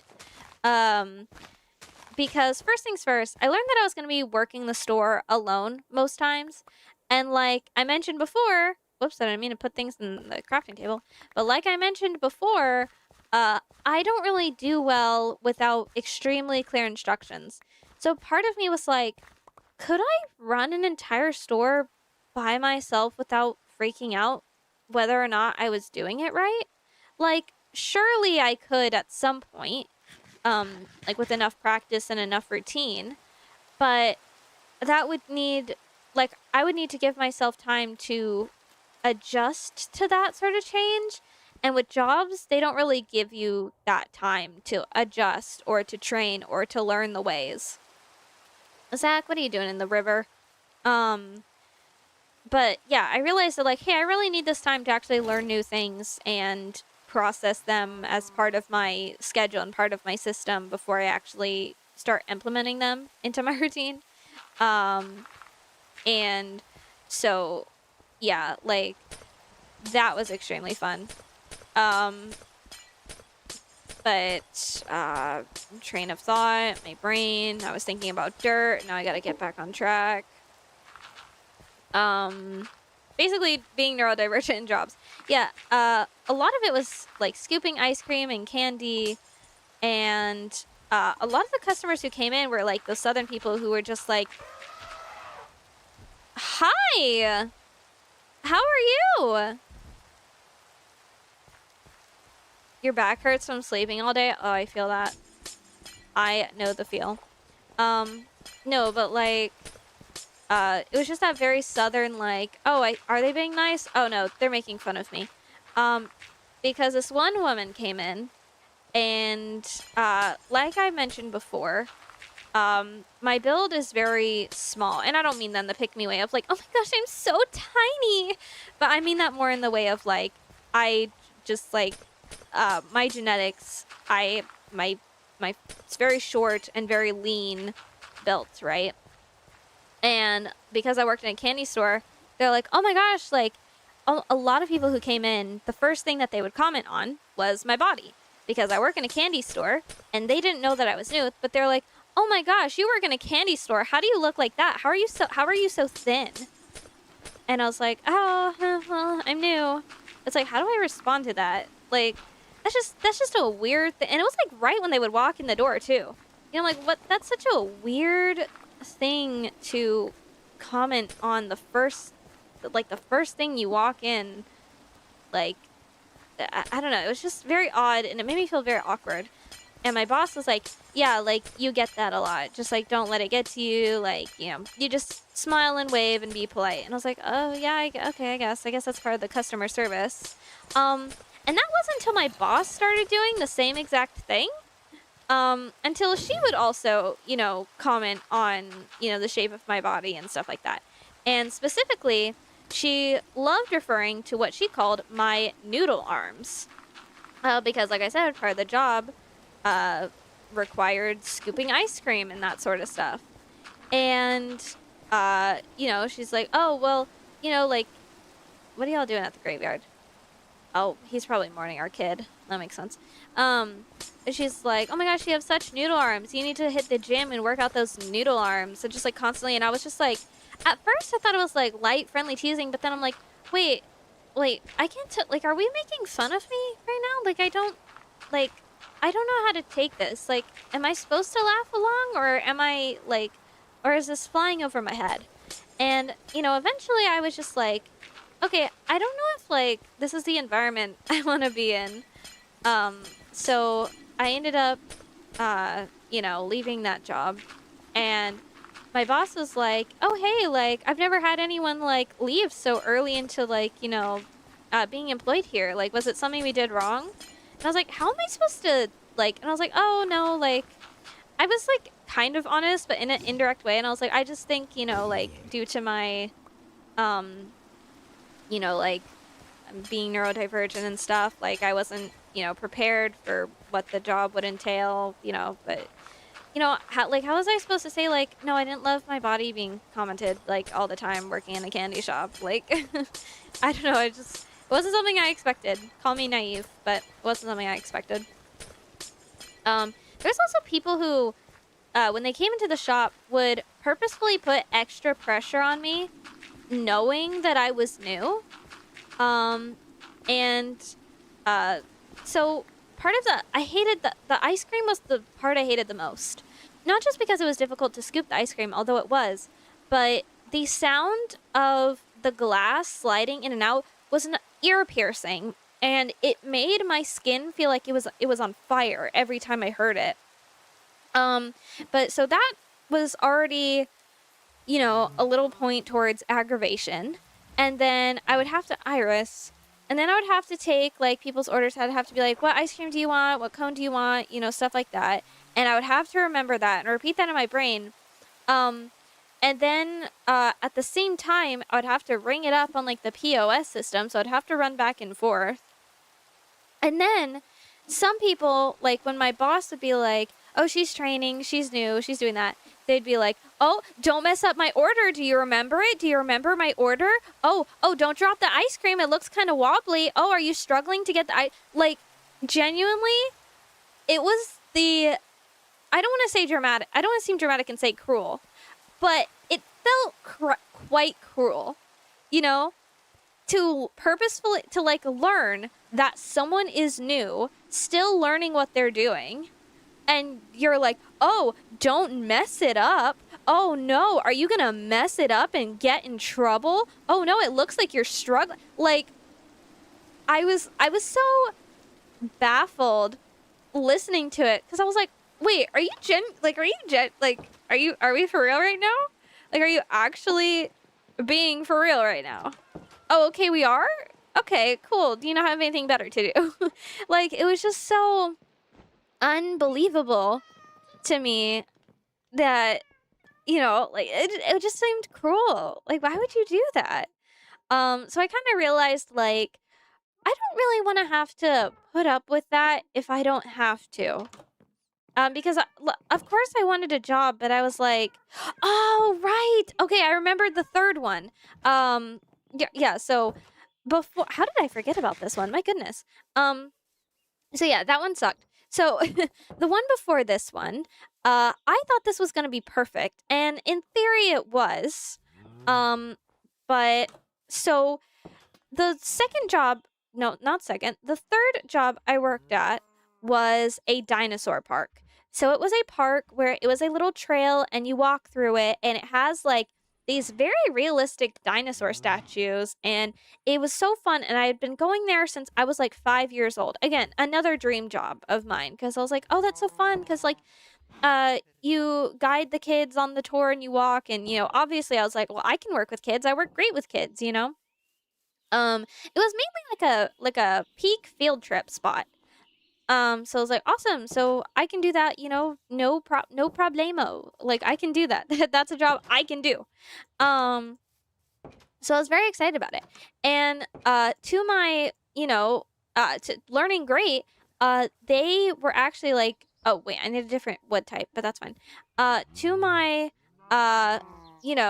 joy that I found out, I don't know what the word I'm searching for is. They hired a lot of neurodivergent people. So I was working with a lot of people just like me, which was great, because they understood, like, hey, if you get overstimulated, we have a room in the back for that. Or hey, like, if you do that, like, they had all that stuff prepared, because the owner's son who worked there was neurodivergent himself. So he made it like, he had things in place for people like that. So there was a lot of, neurodivergence there employed, which was awesome, because I was like, oh, cool. Like, I don't have to fight for my needs to be met, or something like that. The only issue was, they were a bit too passive with me, if that makes sense. So, like, for example, I needed a lot of instruction on what to do, just clarification, like, am I doing this right? Is this what I'm supposed to be doing? And they were happy to give me that clarification, But they wouldn't correct me if I got something wrong, which is what I want. I want the correction. If I'm doing something wrong, please tell me.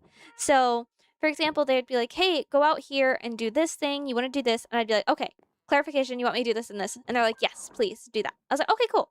And I would very happily do those things and I'd feel comfortable doing them because I was like, I got the clarification, the instruction that I needed. I'm very happy with this.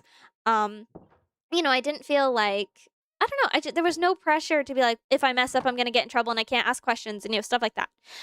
However, I would notice that I would do these jobs and then I would see people doing it over again after I did it, right? And so I'd be like, oh, well, maybe they just weren't told that I did it. But it was one specific, whatchamacallit, session, not session, the work day, I guess, is one specific work day. Shift, that's what I'm thinking of, shift. It was one specific shift where I'm sweeping because there was a entry room and then the big gift shop room. Shift, yes, thank you. And I remember sweeping, like the rug, because they're like, sweep the rug. What you want to do is like sweep all the mud off of it. Is this llama lore? This is llama lore. They're like, you want to sweep the mud off of the rug first, and then you want to open the doors to the outside, and you're going to sweep it out to the outside. And I was like, okay, cool. So sweep the mud off of the welcome mat onto the floor, and then sweep the stuff on the floor outside. And they're like, yes, exactly. I was like, okay, cool, awesome. And I did that. Sweep it off, the rug, sweep it on the floor, sweep it outside. And then I was like, okay, cool. Like I did that. Is there anything else I need to do? And they're like, oh no, you're good. Just go ahead, wait by the register. We'll get you your next instructions. I'm like, okay, cool. Now for clarification, the register is in the middle of the gift shop, and I can see a direct line to the glass doors. The person who gave me those instructions, I watched them walk into the entry hall, grab the mat, and start doing the exact same thing that I just did. And so at this point in my brain, I'm thinking, am I not doing it right? Like, are they having to redo what I did? So I ended up going to my coworker. I'm like, hey, like, did I do a good job? Like, did I mess up? And they're like, oh no, you did perfect. I'm like, oh, okay, thank you. But I'm thinking in my brain, why did they do it again after me? Like, I must have been doing something wrong. And it was like, if this was like a one-off, I would get it. But this happened like the entire shift. And I was like, but if I'm doing something wrong, please tell me, because I don't know what I'm doing wrong. But no, that job was good. It wasn't the right fit for me. But I'm very happy with the one I have now. Because it's like, wait a minute, you're telling me my job is just to edit like I usually do? Bet. Got it. And I'm very happy with it. So it's freaking awesome, man. But yeah, so little daily slice of, or I guess not daily, I don't stream every day, but little weekly slice of llama lore for you guys. Okay. I feel like I completed everything I wanted to do this stream except for kill the Grim Reaper. That's crazy. Oh, actually, before, I want to create some more fairy lights to hang over in this area. Not only to light it up more, but just to whimsy decoration. Because decorating is awesome, you guys. Actually, do I have enough string? That's not a lot of string. I'm not gonna lie. That is not a lot. But that's okay. Oh, wait, do we have silk? Silk. Did I watch The Amazing Digital Circus? I didn't watch The Amazing Digital Circus, though I feel like I should. Because I tried watching the first episode and I couldn't get into it. Not that I didn't like it, but I need sometimes my brain forgets that shows provide context the longer you watch. So I watched the first episode and I was like, I don't understand what's going on. I don't like it. And so I just stopped watching it. And then around, when was it? Episode 8? It was before the final episode. but I saw like some like sneak peeks of it, and I was like, huh. I was like, wait, maybe it's actually good. Maybe. Unsure. And then I started listening to like the fan songs for it. I was like, oh, this is pretty good. And then as soon as episode 9 came out, because I'm not watching the show, you know, the first episode is purposefully obfuscated. You know, that's fair. That makes sense because as it went on, I realized that it's one of those shows like, oh, you do learn more as it goes on. I judged it too quickly, which is something I do a lot. And I ended up like getting a massive spoilers for the final episode. Obviously, I'm not gonna say what they are in case anyone here wants to watch it or does watch it. But I got massive episode, massive episode, bruh. I got massive spoilers, and I was like, oh, wait, what? Made your coworker cry? I've heard a lot of people cried at the final episode. It's like I watched it, I was like, oh, interesting. Which I guess I did technically. I watched the last episode without knowing any other context of the show, which why would I do that? Who the heck knows? But I watched the final episode and I was like, oh, interesting. Okay. You know? And so I was like, oh, okay. So I don't know. I've been debating like maybe I rewatch it, maybe I don't. But I don't know. I like the animations that people are making out of it and all that sort of stuff. Isn't that crazy? It's okay. I thought it would be more suspenseful. That's fair. That's fair. If anything, I was just like, man, people are so creative with world building, you know? Because, like, just the concept of the show, like, is one that I was like, how do you even, like, think of this? How do you think of, like, hey, you know what? I'm gonna make a show about this. You know? Like, oh, right. Sorry, my brain went on just, like, absolutely, like, I went into glitch mode where my brain was like, what am I doing? I don't know. You're telling a story right now. It doesn't matter. But anyway, I hope I have the right wood type. Please tell me I have the right. Yeah, stripped, dark. Yup. We're getting things done today. But no, it's pretty crazy. Are you making friends? That's awesome. Spoilers. It kind of made me sad that the actual lore wasn't resolved in the end. It was just a lot of character story. Which is like fine. I would get too obsessed with the show if I watched it, so I've been avoiding it. No, I do.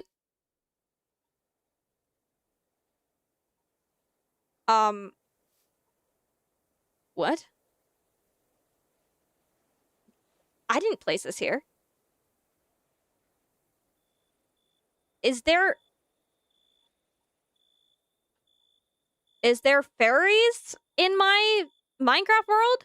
Is there fae? They just left me a little gift to know that they're here? Okay, fae creatures living in the woods beyond Autumn Home. Your message has been received. Let's see. I would get too obsessed with the show. She's like, fine, but what about the actual secrets? No, I get that. Because I will say, I don't remember what show I watched a while back, but it resolved. And at first, I was like, oh, I liked that ending. That was really good. That was really nice. And then I sat with it, and I was like, wait a minute. No, it wasn't. What the heck did they do with any of the other unresolved questions? What show was it? Why is my brain like this? Oh, why are we crying? Are you okay? Who died? Who died? Who died? Wait, who died? Who died? Who died? Who died? Anytime someone dies now, I think someone cries, I think it's dead. All right, never mind. There was oh my gosh, what freaking show was it? No, now my brain is going to explode if I try and think about it. But I was watching either a show or was it a movie? Girl, please be careful. None of the questions were answered? Really? Was it on is it like a season 2 planned maybe or like a continuation of it? Cuz that would make sense if they like planned to continue it and then be like oh, will be answered in season 2 of not none. Ah, okay. Oh, no season 2. Interesting. What an interesting choice. I mean, I guess for like I don't know, I guess the vibe of mystery can be fun sometimes, but like what about the fun?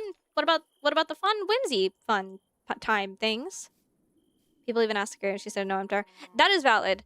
I have heard that they absolutely, like, just, like, what's the word I'm thinking of? Just absolutely, like, ran down the creator. Oh my gosh, the grown man baby is grown. Hold on. Come to sleep, Rati.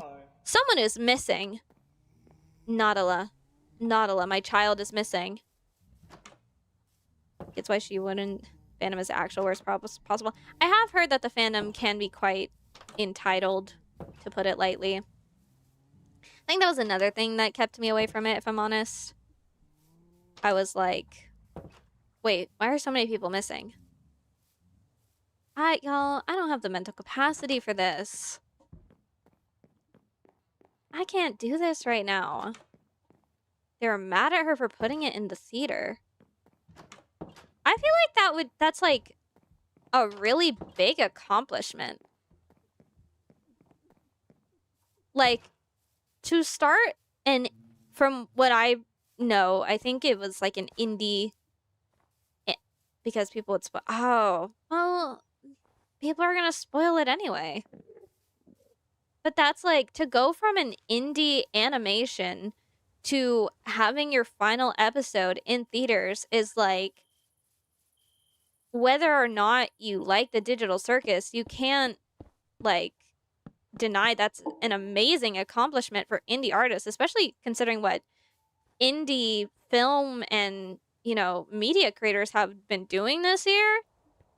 Like, that's amazing. But no, yeah, that is upsetting. I can imagine why. Oh god, get away from me, you little freak. No, like, even when, like, anime films started, whatchamacallit, like, when anime films started, going in theater, I was like, oh, interesting. Because, like, a few years ago, if you said you liked anime, goodbye social life, you know, like, people will rim you with bullying, but now it's cool enough to be in theater, sure. But this is like a YouTube series, because at first I thought Digital Circus was a Netflix show. And I was like, oh no, it's on Netflix. I was like, oh, okay, like a company put it on Netflix. Like, no, an indie creator is making the Digital Circus on YouTube. I was like, huh? The show that's in, like, Hot Topic and all this stuff, and in the whatchamacallit, that my brain can't think of at the moment? Good for her. No, I think, honestly, worst fear, to be honest, is to put and granted, there's always going to be people who don't like your stuff, right? I think that's just, like, reality for the internet. Like, not everyone's going to like what you put out. But a genuine fear, like, for example, I don't know if you guys, how much you are in book talk or whatever, but if you are on YouTube, you might know the name Ryan Trahan, and you might know about his wife, Haley Pham. Haley Pham, she does, like, book talk and book content, right? And I enjoyed her. You know, I was like, oh, she's nice. She's funny, you know? And then she was like, hey, guys, I'm writing my own romance novel. And I was like, oh, my gosh, good for you, girl. And I followed it through its whole development. And then when the ARC reviews came out, which ARC is advanced reader copies, which means people can get their hands on it early. And when you see, like, reviews on the covers of books and you're like, this just came out, how are the reviews? It's because those are the reviews from the people who got to read it early, you know, to put it on the cover and stuff like that. But when people got the reviews, they were tearing her apart. I'm not talking about her book. Tearing her apart. She is the sweetest, like, I met her at my Barnes & Noble, and she is a sweetheart. And I was like, why, like, it's a jealousy thing. I get it. It is a jealousy thing, because she got her book published so fast because of, you know, like, she's a creator. Obviously, publishing houses are going to be like, oh my gosh, popular creator making a book, money, money, money. Granted, but it's like, that doesn't mean that she put no work into the book. And so many of the critique, and I bought it and I read it, and I'm like, is it a debut? Is this a debut novel? Oh, give my brain a minute. I was like, is this a debut novel? For sure. You can definitely tell that, you know, ad. A child just moved out of my house, and the Minecraft world was like, good luck. You're not getting out of motherhood that easy. Here's another baby. Ah, this is my life. This is my life. Where is my boat? All right, come here, ad. Let me just come here. No more. I thought I had my ad blocker on, but all right, come here. How do I? Ow, ad, stop! I'm trying to save your life right now, ad. Before the guards. Ow, ad, stop it. Ad, stop it. Don't do this. The sun is about to come up. Yeah, I think all the guards are sleeping right now, so I think we're good. Not that they've prevented deaths before. Okay, hold on. Ad, I don't really have anything to put him. Ow, ad, stop it. Here, let me just get in this box. Ow, ow, stop it. I'm trying to tell a story, ad. Stop, get. Yeah, why would you put commercials on streaming services? That's, ad, stop being difficult. Stop it. How am I not an infected zombie right now? This is kind of crazy. Get in here. Get in the box. Okay. Stay in there. Kids these days. Anyway, let's go make a golden apple and a potion real quick. But as I was saying, yeah, so they were tearing her apart. Basically being like, she's putting a bunch of big words in her book. Like, she must think she is so intelligent. Da-da-da-da-da. And I'm like, oh my gosh. Y'all, it is not that serious. Calm down. And a common critique I saw was, this book is so clearly about her and her husband. Are we... First of all, in the contents of the actual book, maybe it's just me, but I did not see that the characters themselves represented her and Ryan at all. Secondly, if it did, what is the big deal if you write a story that is inspired by your own healthy marriage? If I think it is such a big accomplishment if your marriage is so like healthy and amazing that you can write a romance novel out of it. I think that is the sweetest thing ever. And it is devastating because the way her book got rimmed online, I'm just like, where is the grace for debut authors? They're like, she read a few books and now she wants to be an author. She's not a writer. Why are we gatekeeping writing? In the age of AI, where like literally AI is taking over art and writing and creativity and stuff like that. Like, why are we gatekeeping people actually becoming writers? I could write a book based off my parents' romance. That is incredibly sweet. That is like, it's, I don't get it. And I mean, I understand people are jealous, but at the same time, it's like, we need more human writers, y'all. like, who cares if she wants to do it for the money? I don't think she's doing it for the money because reading the actual book itself, you can tell she cares about what she's writing about. Dang it, Iris. Iris is outside in the backyard. She's gonna die. Or, well, it's daytime. She'll be fine, but still. But it's like, just, the whole thing is, that book, I could tell, was like her baby, basically, right? And she's writing a second one now, and I'm so happy for her because I don't know I could say if I put my heart and soul into something like that. Like, I would probably do exactly what is it, Gooseworks that did Digital Circus? If my story that I put so much heart and soul and love into got rimmed like that, I would probably have the same response that she did. I'd be like, I'm done. Like, I can't do this anymore. Or at least I would do it under a different alias, you know? Like, but the fact that she's like, hey, I just released my debut novel. I'm going for a second one. I'm like, yeah, go ahead and make your second one. Because I thought the book was really good. I really enjoyed it. I thought it was really sweet. Because it's like, I think the most popular review, the girl started with, I'm not a big fan of second chance romance. Huh? Then why are you reading the book? It has a heavy trope that you know that you're not gonna like. Like, I'm not gonna read science fiction and be like, I don't like science fiction, so I'm gonna read this book and leave a review. But I know that's a genre that I don't particularly care for. It just it seems very biased, and I don't know. It breaks my heart when stuff happens like that, because genuinely it makes me scared when I think of doing that stuff, because I've been writing like 2 books for a year now. And one of them I stopped writing. It's funny because I was literally thinking about this last night. One of them I stopped writing because I was so involved in like book talk and stuff like that. And I learned like, oh wait, people don't like the type of story I'm writing. I should just stop writing because I am terrified of publishing it and having it ridiculed by the entire internet. Well, that's bold, like assuming that that many people would read my book in the first place. But it was just this fear of like because right now what's popular in books is, you know, like mainly in fantasy, it's like high stake, like spies and assassins and very spicy books. And mine is like, hey, so I'm writing a fairy tale. Hey, so I'm literally writing about like a fairy tale where love is the most powerful magic in the world. Hey, so that's what I'm writing, you know?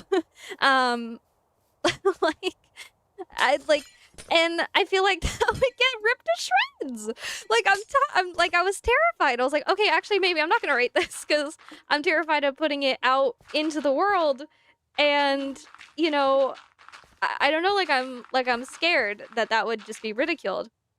And like, not that I'm writing to what the demographic of book talk would like now, but it is more like, hey, take Regency and put it in, mix it with D&D fantasy, and that's the story, right? Granted, that's not the whole plot, but I'm not gonna spoil the plot, the book that I'm gonna publish. What the heck? I'm not gonna spoil it, you guys. You have to actually get in that. That's assuming I can get done the first draft. But no, like my first book was like, for like, what was it, like? I think it was March 2025 was when I got the idea.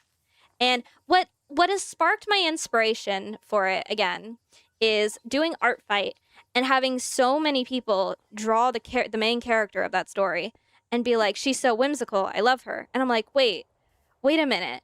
Wait, people like this, not just me? You know? Like maybe this wouldn't be horribly ridiculed and like actually like rimmed to, you know, all heck and whatnot, because that's what I want to read so bad. When I pick up a fantasy book, granted, I love a good, you know, high stake fantasy. We love a little bit of dragon and political stuff. But sometimes one of my favorite book series is Once Upon a Broken Heart, because that's the whole point. The main character is a girl who got her heart broken and she just wants to fall in love again. And that's the whole point, you know? And it's in a amazing, whimsical fantasy world.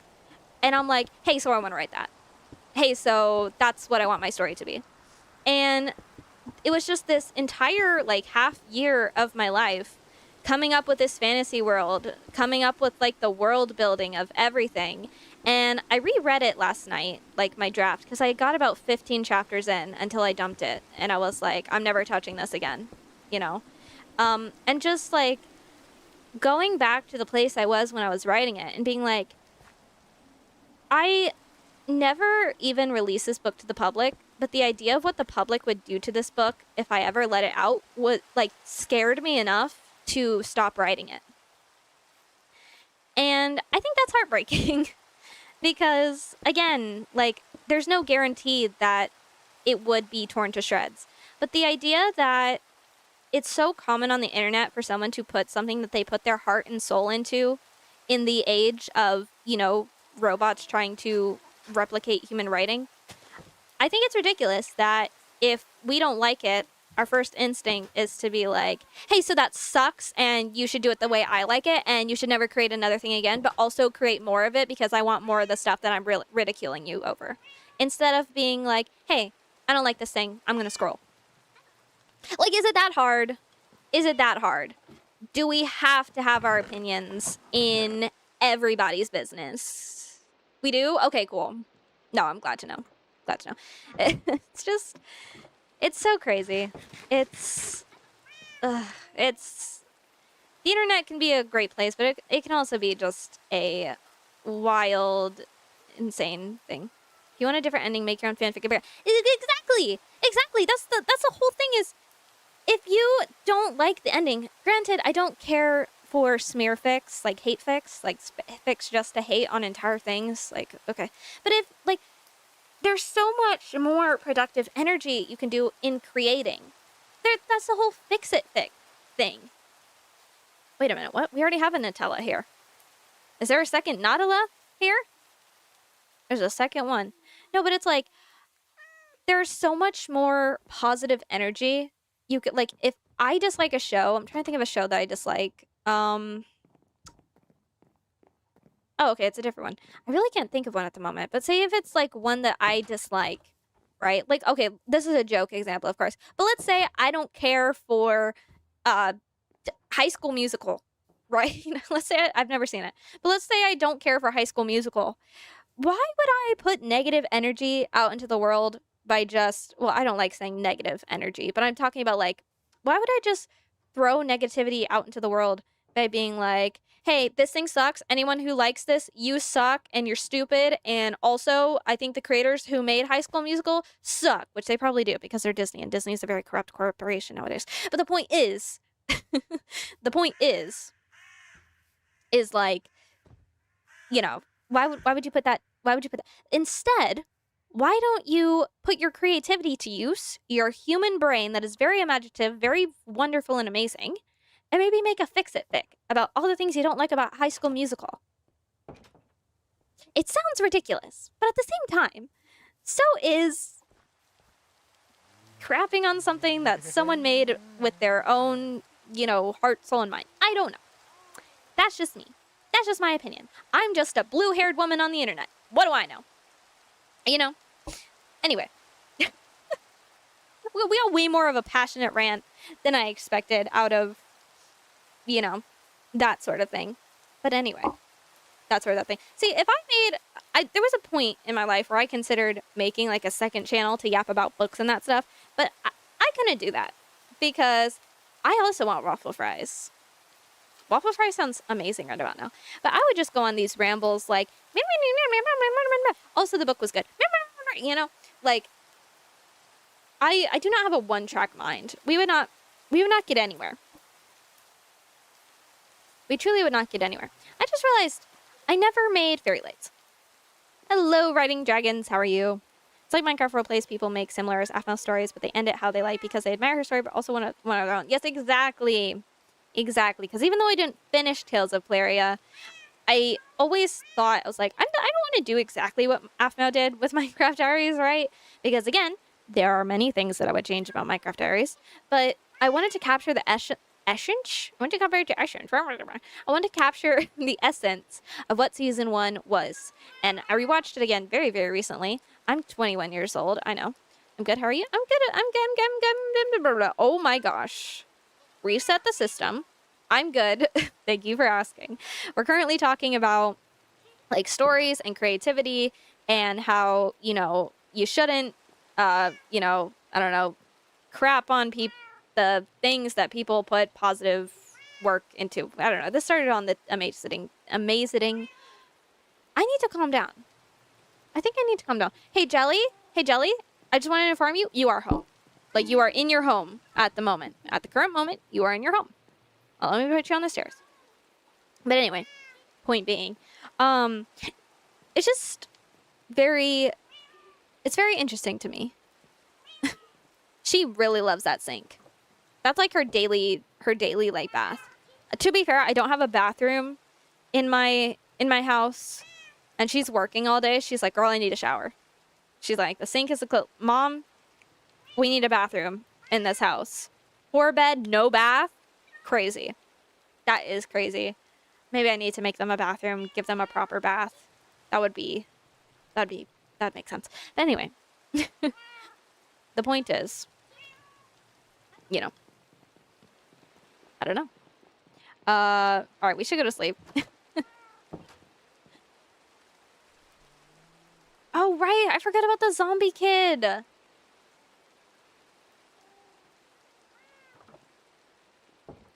Yeah, literally, I built a mansion with absolutely no bath. Like, what is wrong with me? Yeah, let me go ahead and see if the kid despawned or not. Oh, wait, no.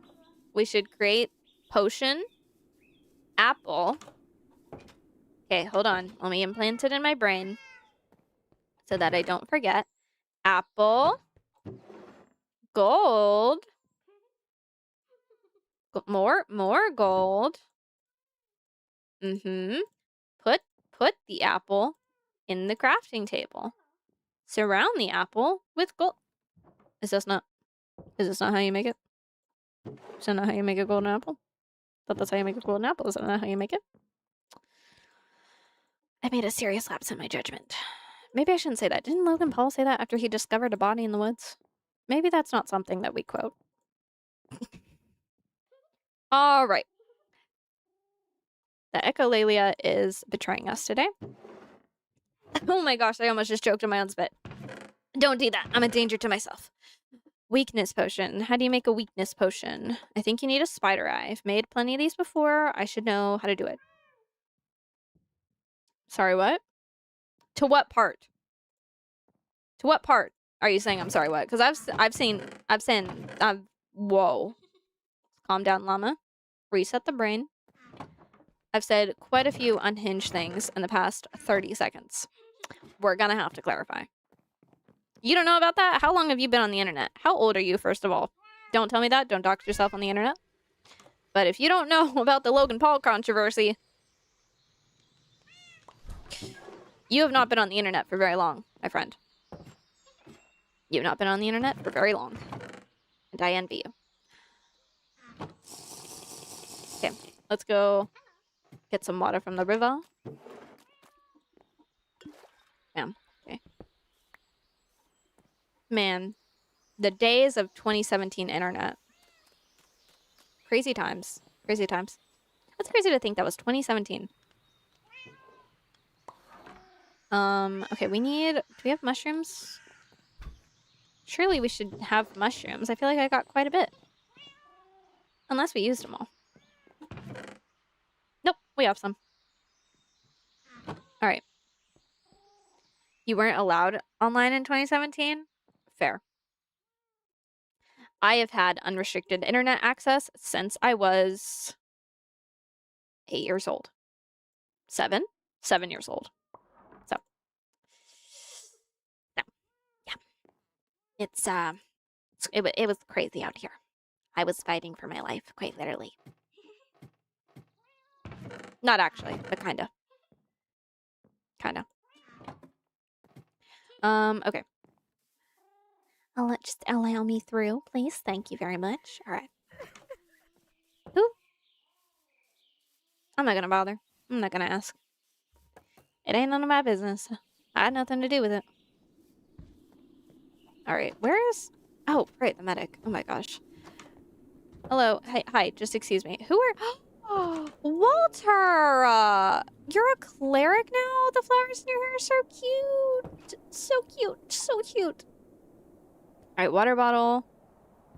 Spider eye. And then we splish splash. Imagine I make all this and he's not even there anymore. Probably not, because I put him in a boat. That's honestly my bad. Did you fall in to the cauldron? Someone fell into the cauldron. I heard a splash. I won't tell anybody. I won't tell anybody. Don't you worry, sir. I won't tell a soul.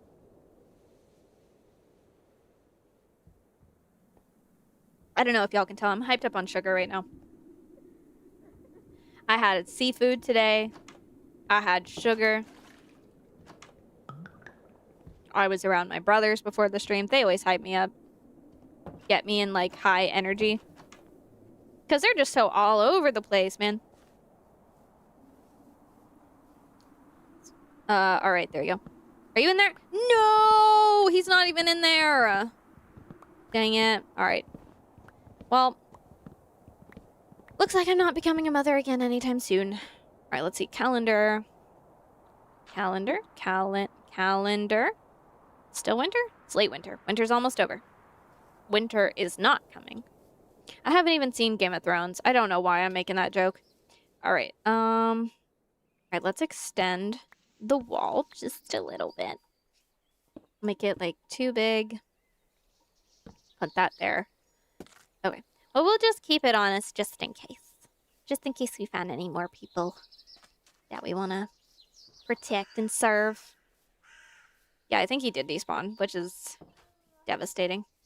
More interested in other things. No, I never heard the incident. I heard Logan Paul, but never watched any of his content. But I have heard the controversy around this podcast. See, that's what I haven't heard. I never watched Logan Paul either, but it was actually, maybe I don't make that joke. Maybe we reel it in. I was gonna say it was it felt like a time stopped, like when I heard about the Logan Paul incident, because at the time every YouTuber was talking about it. They were like, "Oh my gosh, this happened," and it was quite crazy because it was almost like whatchamacallit, um, like it was about to snap, right? Like it was like a balloon waiting to burst because he had had this whole trip to Japan, right? And the whole time he was there, he was being very extremely disrespectful and just super annoying. And the people there were clearly very bothered by his presence. He was just getting up in people's business. And a lot of the internet was like, "Hey dude, maybe don't make people miserable for your videos. Like, how about you go to this country and enjoy its history and the beautiful things there and not annoy the people who live there?" And then his video came out where, he went to a forest known for people going there to no longer, you know, continue to exist. And he ended up finding someone who had done just that. And instead of realizing, oh, shoot, that's not good, we should call the police or leave or stop filming, he was like, oh, hey, content, and began filming. And the video was taken down, but it was up long enough that his younger audience ended up seeing that. And, it's just a very dark period of his career. So it was very, very interesting when it happened. Anyway, I don't know how we got into that, but that is traumatizing. Yeah. Yeah, you better believe it. You best believe it. Let's see. I feel like there was something I was doing and no, I don't remember. That's my brain for you. Oh, right. It's upstairs. I was gonna finish the wall. There we go. Dark oak. Do I have enough cobble walls? No, I don't. Do I have some downstairs? Cobble walls? Cobble walls. I feel like I may have put them back, or I may have just... I don't know, because sometimes my brain stares at this stuff and is like, what's happening? What day is it? It's like that Jorma clip where he's like, forgot what I was doing. Forgot I was playing a game. I forgot, I was streaming. I forgot everything. That's how I feel. I ran out of walls. All right. That's what it looks like to me, too. So I guess real quick, we'll just mark where we're going to put everything. Then we'll actually do it. That way, in case I forget, I see the little markers. I'm like, oh, that's what I was doing. 4 or 5. Is that? Yeah. 1, 2, 3, 4, 5. Bam. 1, 2, 3. Oh, well. Maybe we can do something like... Zach, son, you're being a little weirdo again. 3, 4, 5. Y'all hear him? Why is he like that? I mean, we know why he's like that. But Zach, what are you doing? Hello. Stop it. Why don't you go fish or something? I'm good, how are you? Hello. Go fish. Do I need to give you a fishing rod? You don't have a fishing rod anymore. Alright, that's fine. Hold on. There. How do I make you stop working? Oh, it's because I'm talking to Thea. Zach, come here. Work. You can stop work. There you go. Alright. It's okay. He means well. I think. I think he means well. We're not entirely sure. Oh, look at y'all having a little circle time. Hanging out, chatting. Okay. How do I need to get over the wall. I'll just break through it. All right. Oh, hello? Oh, it's a bear. Okay. Pink egg. Let's go mine. Yeah. What? Oh, that's a wandering trader. He can't control it. No, I know. I know he can't control it.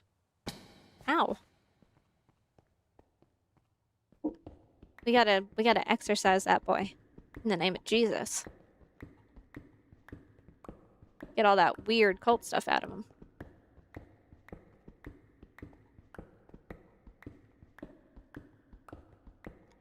But anyway. Should I get remarried? I don't know. I'm thinking about it.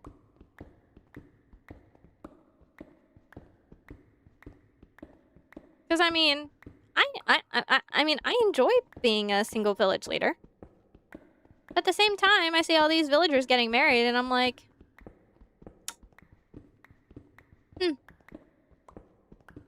But what if I were to do it again?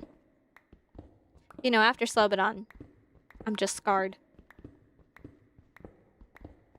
Llama Lover Part 2. Yeah, I gotta find, like, I gotta host, like a festival, right? But it's like a dating show. It's like, find your partner, match, person. And then I, like, ask all the villagers, like, questionnaires, like, what do you like to do in your spare time? If you were a D&D class, what would you be? You know? Because that's one of the important ones.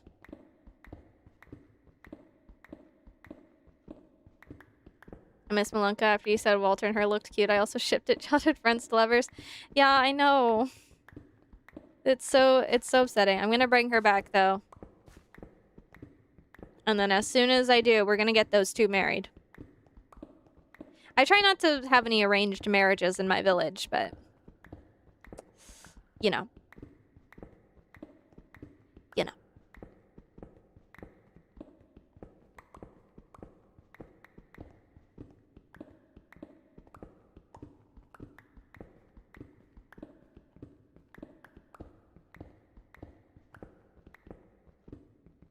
What is my favorite Bible verse? That's a great question. I think it's...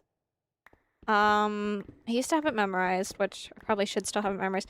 I believe it's 2 Timothy 1:7, I believe. For some reason, my brain always wants to add a 4 in there. I'm like, I don't think there's any 4.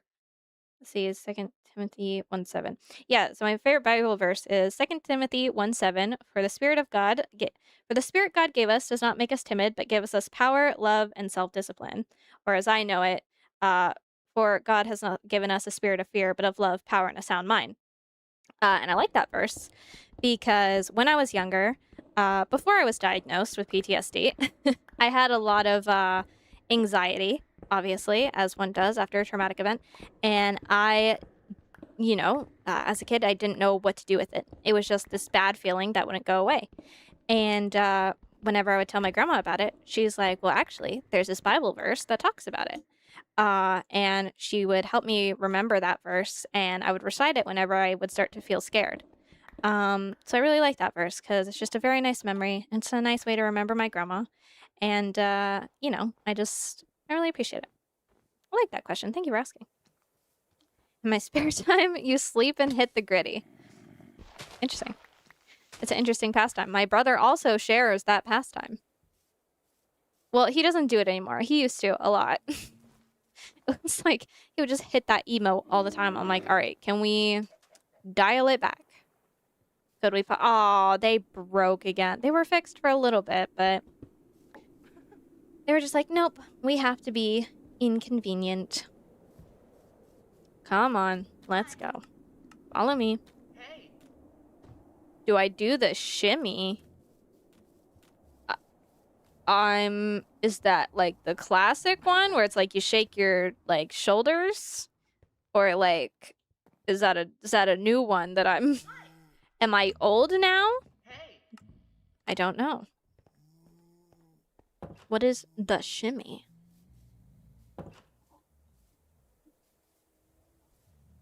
Something new I ain't never heard of before. Oh right, I forgot. I can just craft walls in my inventory. Shimmy. Oh gosh, not that.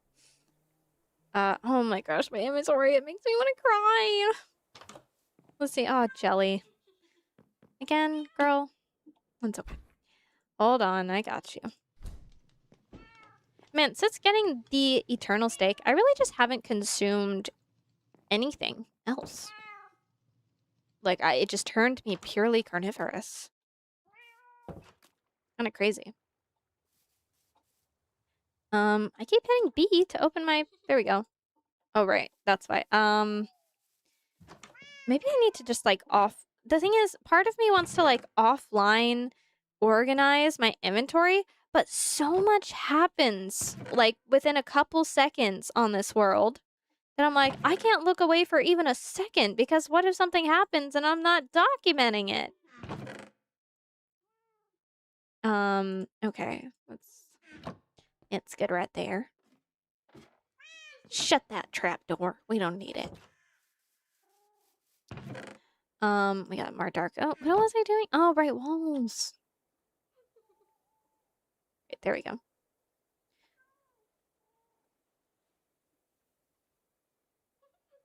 There we go. That's perfect. It's a perfect amount. All right, and then we will... I'm realizing now they can walk over that. Nope, that's not the right tool. Maybe I can... Can they walk around this? Yep, so easily. Okay, I think that's good. I don't think they can walk around that. Let's... This... Oh, excuse you, sir. Absolutely body him. Golly. Alright. What? Iris. What are you doing out here, girl? Maybe Zach got his laugh from the fairies? Maybe. Maybe Zach is from the fairies. Maybe the plate was left for him.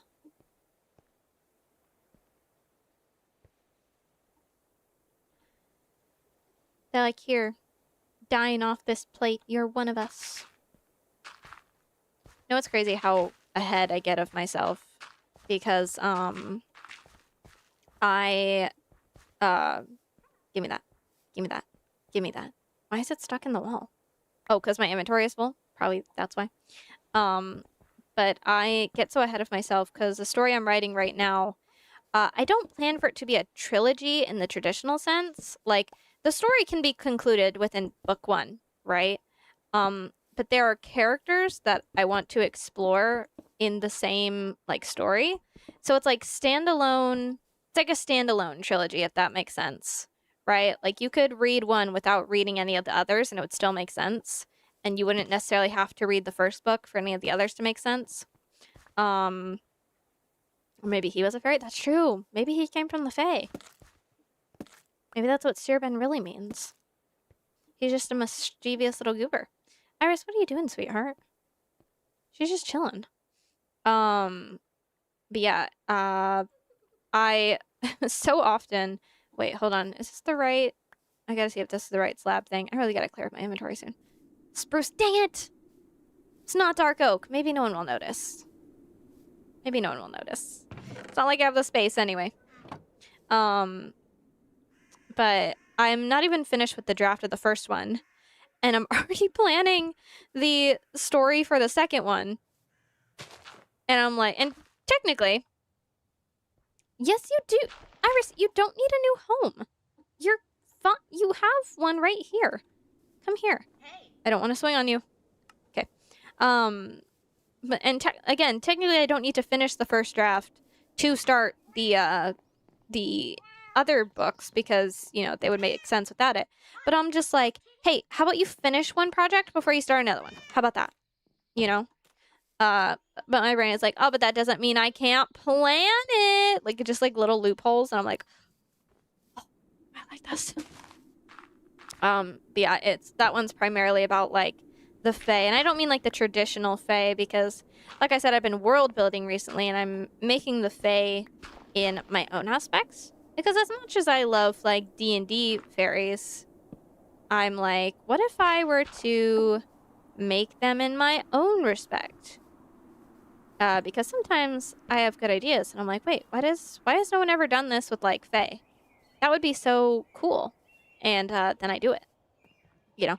And so that story would primarily take place with one of the side characters in the first story getting involved with all those Fae.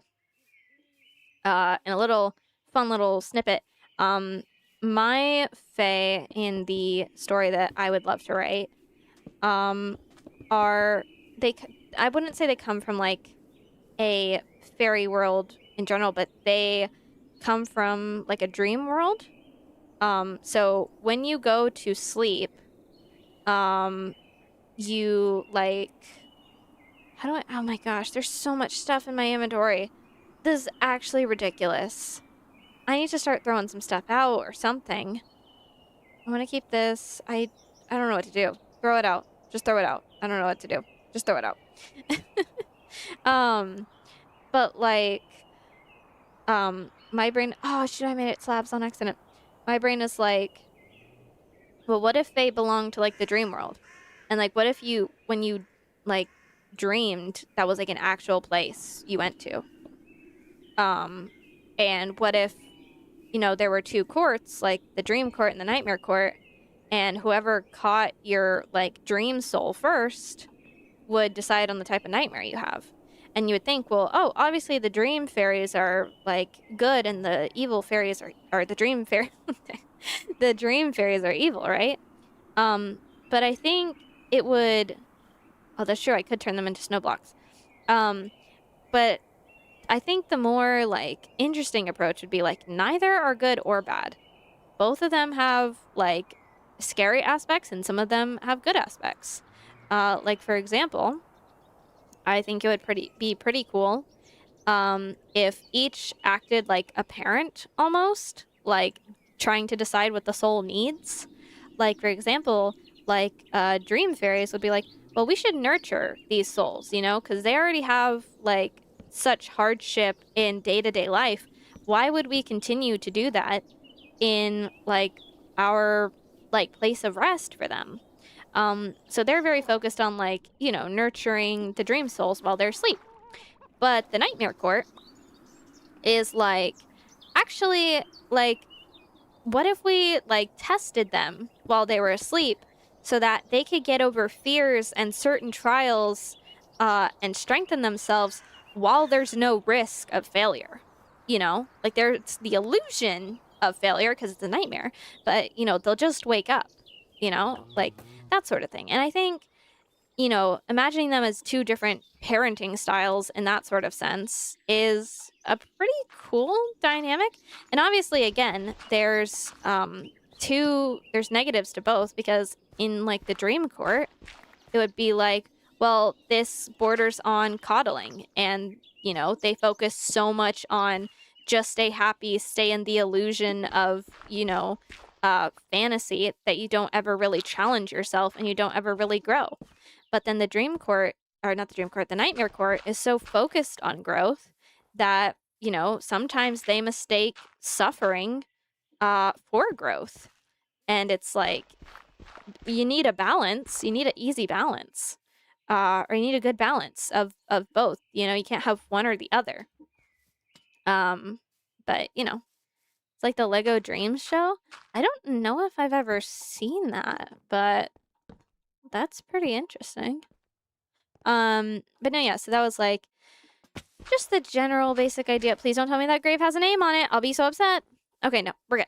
But yeah, so that's the working idea I have. And that would be like sort of the system I'm working on because in the main book right now, again, not spoiling anything, but one of the characters is a side character who is very whimsical and very fun.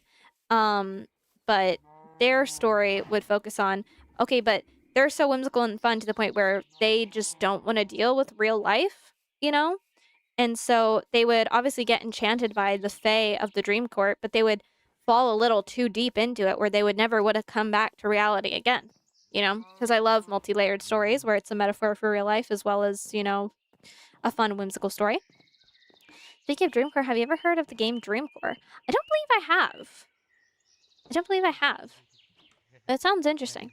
With that, I think I finished the entire wall. I think I finished the entire wall. Is Autumn Home actually safe? Oh shoot, the baby in the crib. Oh shoot, he's like a grown baby man at this point. Come here, grown baby man. Hi. Oh my gosh, he has the voice of a grown man and a beard.